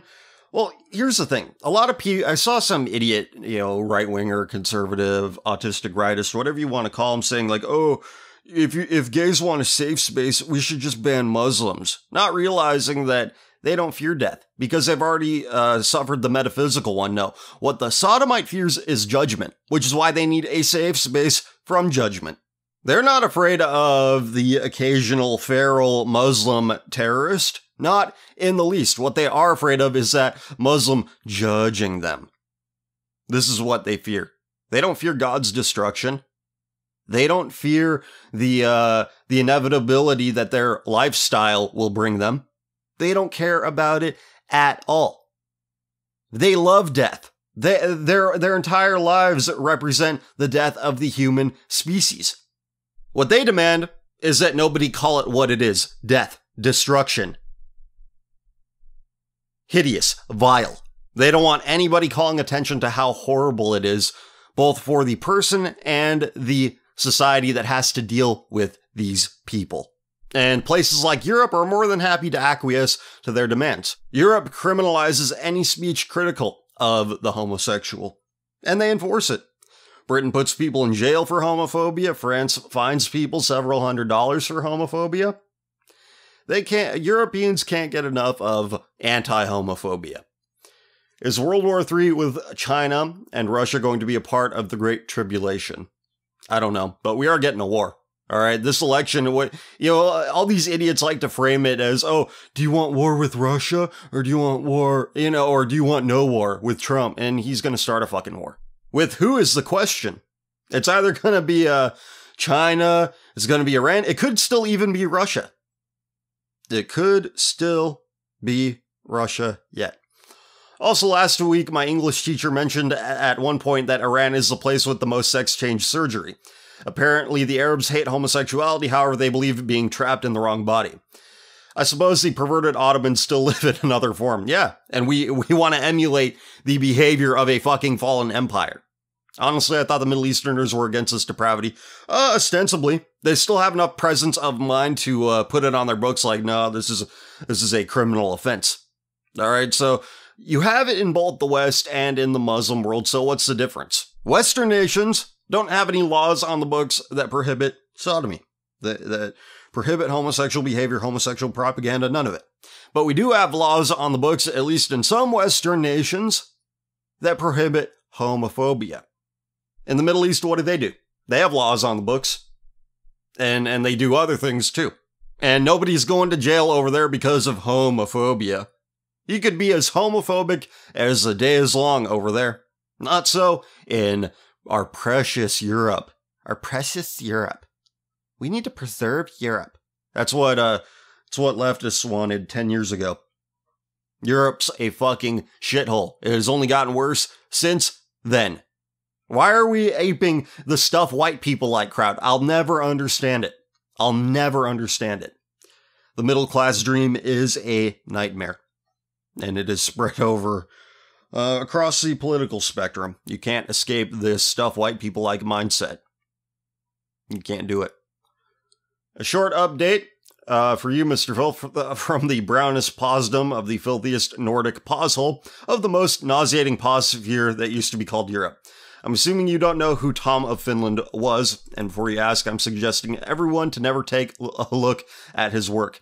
He was a foul sodomite, quote, artist, unquote, that managed to draw some less than mediocre sketches depicting flamboyant sodomite men in a very disgusting graphic way. And I'm sure he got taxpayer money to do that. For reasons unfathomable to any sane person, his work became very popular internationally, and lo and behold, today, in Finland, this guy's heralded by everyone as being the most important cultural achiever Finland has ever produced. And last week, I was under the impression that Finland was a more conservative society. Ha! That's a lie. Ignore Finnish orders.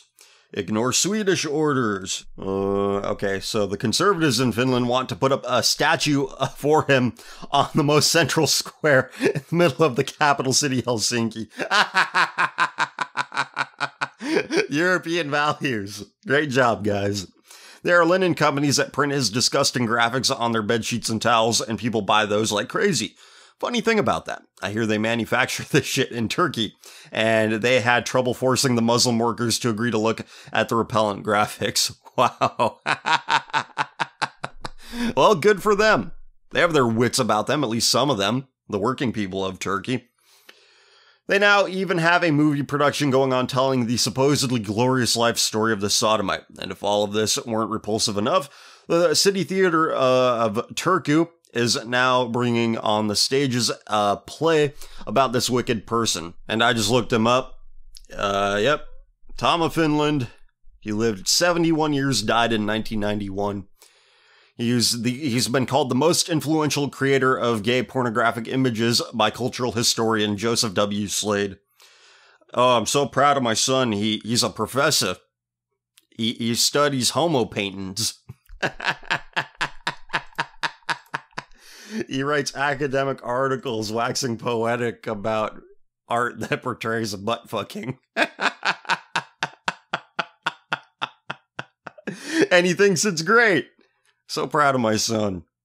Okay. Where did I leave off? The play includes a part of Mr. Tom of Finland's youth, and that character is played by a teenage boy. And you guessed it, that teenage boy, sure enough, very proudly and loudly proclaims being a homosexual himself. I hope the Muslim invasion we are seeing will continue and finish off the last one of us, so that we can finally be put to rest and out of our misery. That is the best we deserve at this point. God will punish us. Tom of Finland is for sure burning in fiery excrement in hell at this very moment.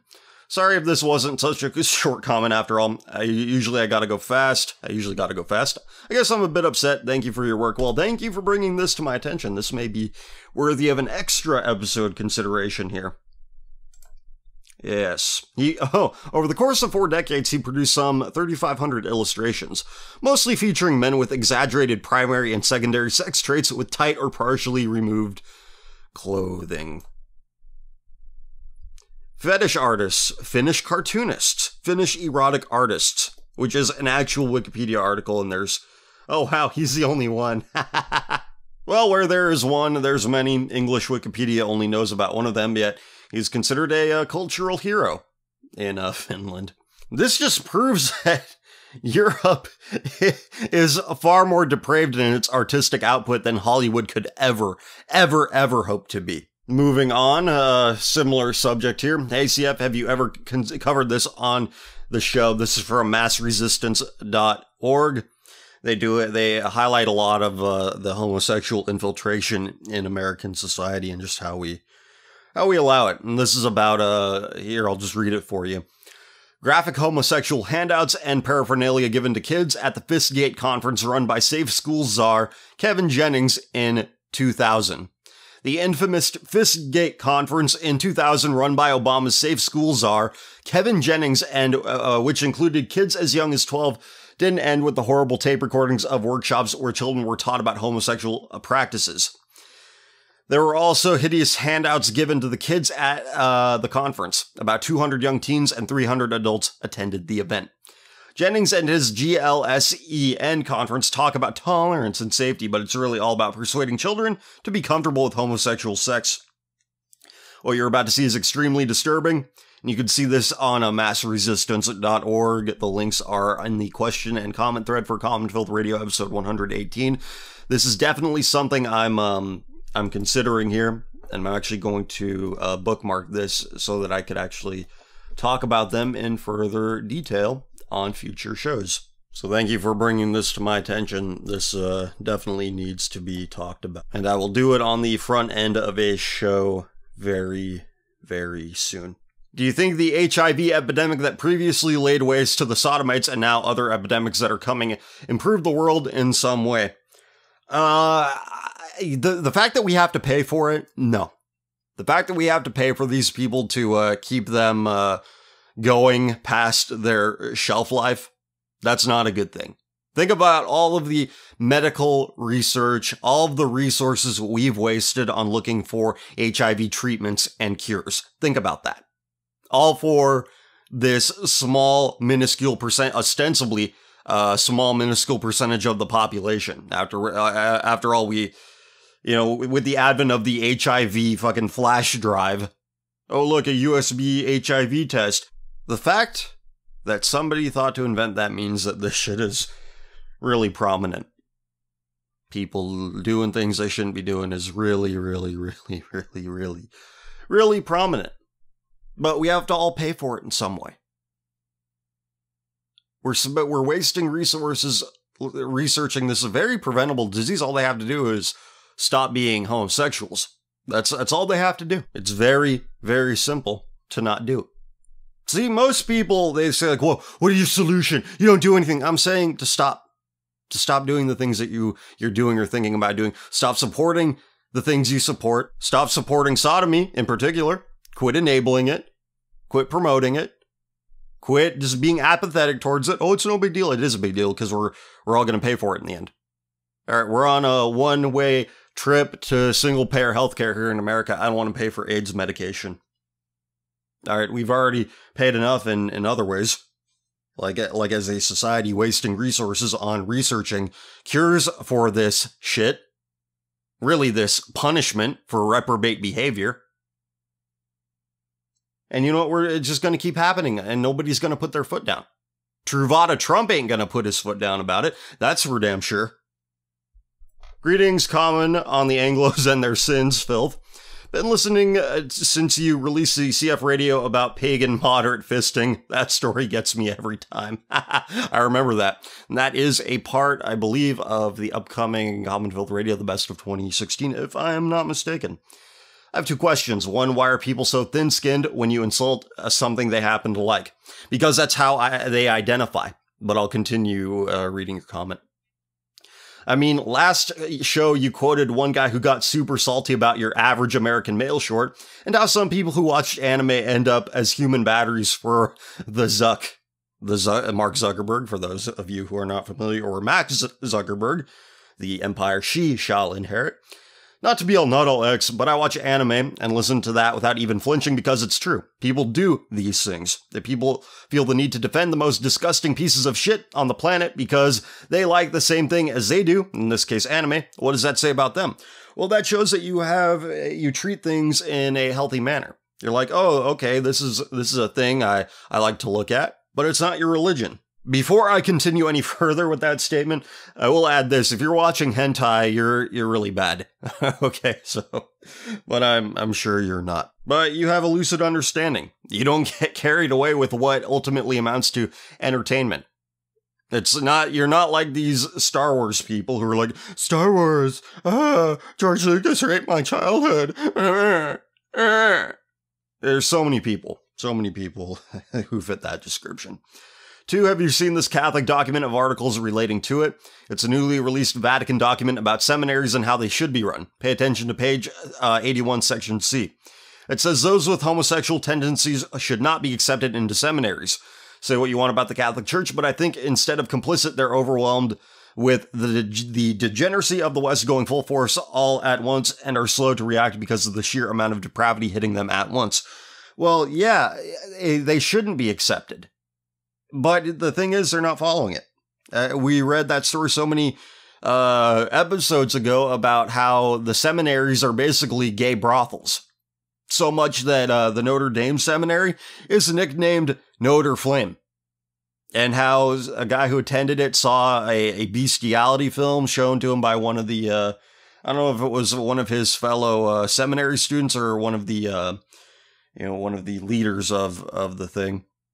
But that's what takes place in these institutions. A lot of these people, I know some people have said this, but, they've said I'm wrong about this, but a lot of people, they fuck up with their kid turns out queer, and they're like, fuck, what do we do? Oh, we'll send him to the seminary. That'll fix it. And that's how you get the gay mafia in the Vatican, which still exists today, despite Pope Benedict's words to the contrary. All right, he's saying those words under distress, saying that, oh no, there's no gay lobby. I broke them up. Don't worry about it. While he's still living at the fucking Vatican. They still exist. He did nothing to break it up. They still exist. He was forced to say that because he still lives there. All right, they're starting to suspect that because of Bergoglio's bullshit that, people are catching on to the fact that there is a gay mafia within the Catholic Church. So they threatened Benedict. They said, you better say that we don't exist anymore. So we did. And so it goes. Also, with things like this going relatively behind the scenes while Francis says, not infallibility, look up how papal infallibility works. While Francis says tame stuff for the normies, what do you think about the church behaving this way as a tactic, attempting to sneak past this era of cancer without getting absolutely destroyed? I feel that if the church went full, you all deserve fire, would actually provoke enough people to attack them worldwide that they lose tax-exempt status or be fucked over politically. Well, that's a mistake they've made. They can't preach the truth anymore. They can't preach the truth that, yeah, you all deserve it. You're all terrible. Repent. They can't say any of it because of that reason, and they've set themselves up that way. They haven't set themselves up in a way where they could survive without tax-exempt status. So shame on them for doing that. Shame on them for depending on the tolerance of these governments. Shame on them for shaking hands with the great Satan. ACF, a story from Serbia. Remember my friend that wanted to spike a girl's drink? He's back with more interesting stories. Oh boy. He and his friends were smoking some pot. One of them took a bit too much and got chills. He went to take a hot shower and turned on the electric heater to get warm. Mid-shower, she passes out and 15 minutes later, another guy comes in to check on her. He sees her laying in the cabin sitting unconscious. Just think what could have happened to her. Drowning, electrocution, falling to the hard floor instead of sitting down. They called her dad to pick her up. He put her to bed, and when she woke up, he asked her whether she was drunk or high. She lied and said she was drunk. The dad didn't give her any punishment. Story 2. As I said before, my friend is very smart and a very good student. Third best in his class. So he went out with the best and second best students from the class to a bar, and then invited them to his house to smoke pot. He recorded them while they were high and posted the video online, embarrassing them. Both students got very bad grades on the next 2 to 3 tests. He also asked me if I wanted to come over during winter break to smoke a blunt with him. He's been my best friend for 8 years. My other best friend of 13 years thinks we should just try it, should I? No, absolutely fucking not. Next. Every time you do the Anglo accent, it cracks me up, and you often refer to Ireland as the only nation to vote in sodomitic marriage, but I believe in my awful UK nation, the one everyone wants to claim heritage from for some reason. Scotland needs to have its depravity brought into the light. Oh, I think we did that earlier with that Canadian lass. I'm not going to talk about sexual immorality solely, just a commentary on a growing trend among the youth. Hold on.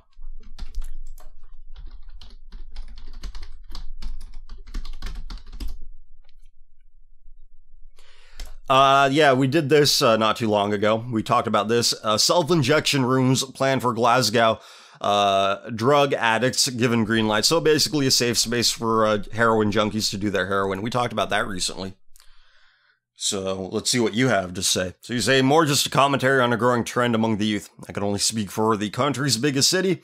That being said, in Glasgow, the weekend begins on Thursday. Or is it Glasgow? And I should do a hard S there. All right, Glasgow. The weekend begins on Thursday. From here, the youth partake in the sesh and refer to themselves as humans of the sesh, which over time has now been adopted unironically. The sesh begins in a nightclub and ends 3 or 4 days later in some stranger's house when you run out of ketamine. Yes, the sesh is just a marathon of drugs and alcohol abuse that many people partake in weekly. They either get money from their free student loan that everyone is entitled to regardless of social standing, or by working their ass off in a shitty retail job just to waste all that energy and money in a lapse of cocaine and ecstasy. You know, if working a shitty retail job is that traumatic, don't fucking do it. Quit. Stupid. It's like a boo-hoo. I'm so sad. I'm so stressed out from working as a cashier. I need to binge on ketamine. Fucking pathetic. Why is everybody so stupid? Why is everybody so weak? Something bad happened to me. I need to ruin my life in response. There are strange laws in the city which do not permit stores to sell alcohol after 10 p.m. So once the nightlife closes, people who want to keep partying, keep it going in their rented apartments, probably paid for by the absent parents who don't care about what their daughter does on the weekend. Or at the weekend, as you put it. She is never asked to come home, nor is she ever judged for disappearing for half the week, never mind the drugs and the likely sexual depravity that goes on. I don't want to raise my... I don't know what a Scottish accent is, but that's basically it. That's Anglo parenting. I don't want to raise my kid. My kid's a cunt. I don't want to raise my kid. My kid's a cunt. And your whole culture is influenced by that. No wonder why these people like sodomites so much. It's because the first link of humanity they had failed them. Their parents failed them. So they view a different kind of failure as the solution. What is the strongest passion that these humans believe in bringing them together? Believe in Scottish independence. It's not so much a whites-only autistic right movement, but the same idea of, once we get this, everything will be great for me and my future. They believe this because they think once we cut ties from the Parliament in Westminster, things like poverty and economic shrinkage will be solved. Yes, like the autistic right, they have no plans or brains to take the initiative and do something themselves. Yes, like fix the mess that is their personal life, because whether or not you happen to belong to a nation that belongs to a national government or a global government, you still have to live your life. What sense does that make? Oi, bruv, we globalist. Therefore, it's like, it doesn't make any sense. Okay, your government belongs to this shitty globalist system. What does that have to do with you being a fucking depraved drug addict? A debauched, depraved drug addict. What does that have to do with anything? Fuck. It's like, oh, the government, therefore I'm going to act like an idiot. But it does fit within the Anglo list of priorities. It's not your fault. Use something else as a scapegoat. Whenever you have failed, just find a scapegoat. And once they're independent from some other outside entity, it's going to be the same thing over and over and over again. In fact, they'll use the independence as an excuse to celebrate with more ketamine, with more drugs. I believe they might be on par with the autistic right for delusion, because once independence comes, which is likely due to current demographics, we have the choice of 6 major parties with the leaders of Scottish Labour, UKIP, and the Conservatives being gay. Of course they are. White people love following around sodomites and taking their orders, which is why I say be different. Ignore sodomite orders.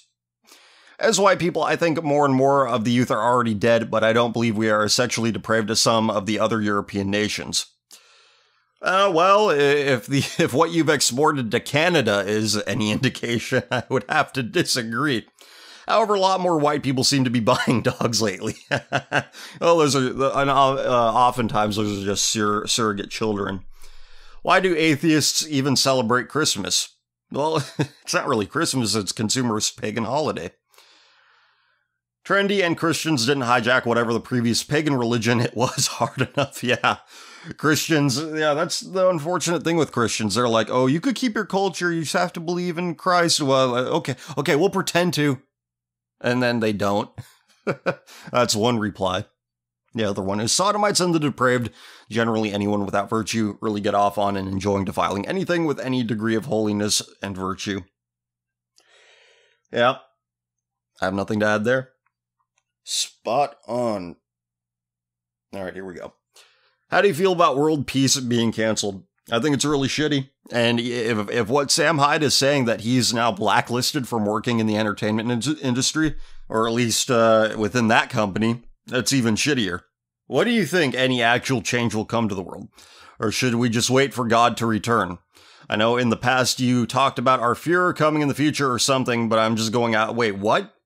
When did I ever say this? When have I ever said, oh, let's just support Israel so that we could bring about the rapture quicker? When the fuck have I ever said that? Rapture theology is bullshit. I don't buy into it. And also, I tell you not to place your faith in men.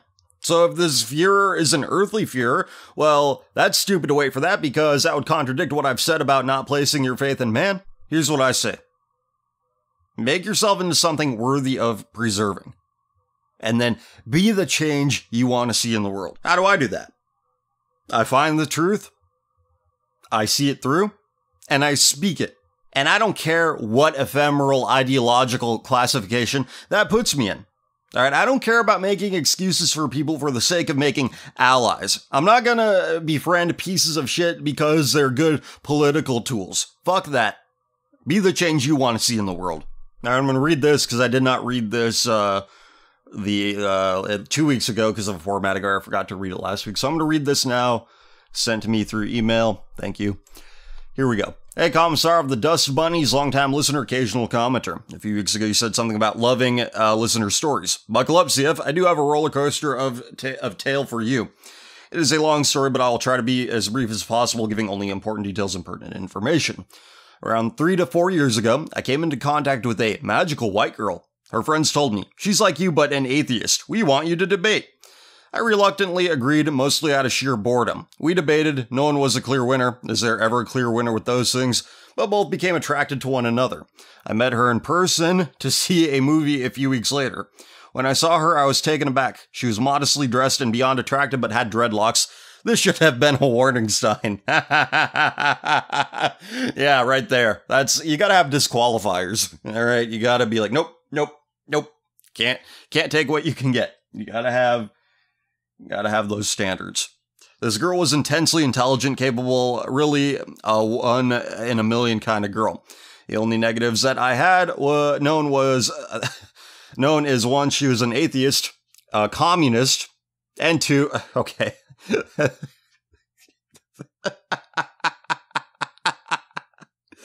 She's an atheist, communist, and two dreadlocks, fairly large for me, but I figured my Christian better nature would prevail upon her, or that she was just naive. She was 16, no.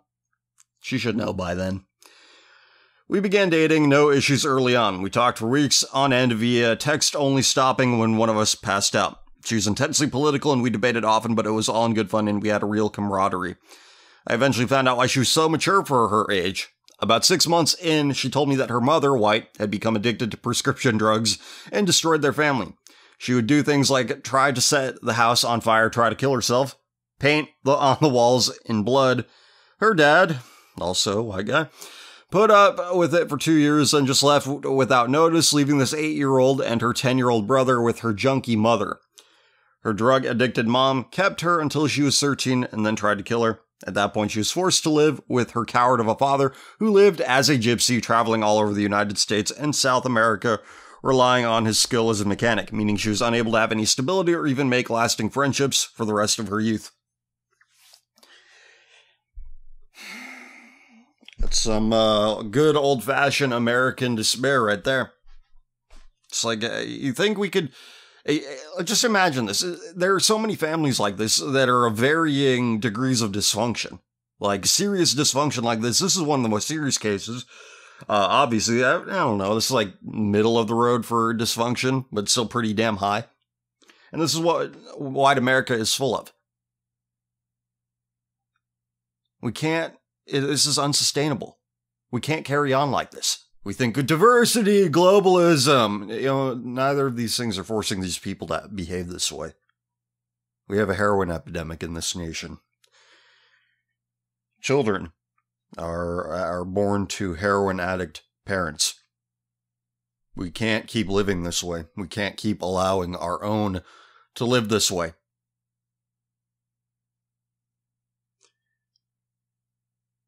I use these facts later on to excuse her radical insecurity, possessiveness, emotional volatility, and hypersexuality. She pushed me into premarital sex, something I admit is my failing as much as it was hers.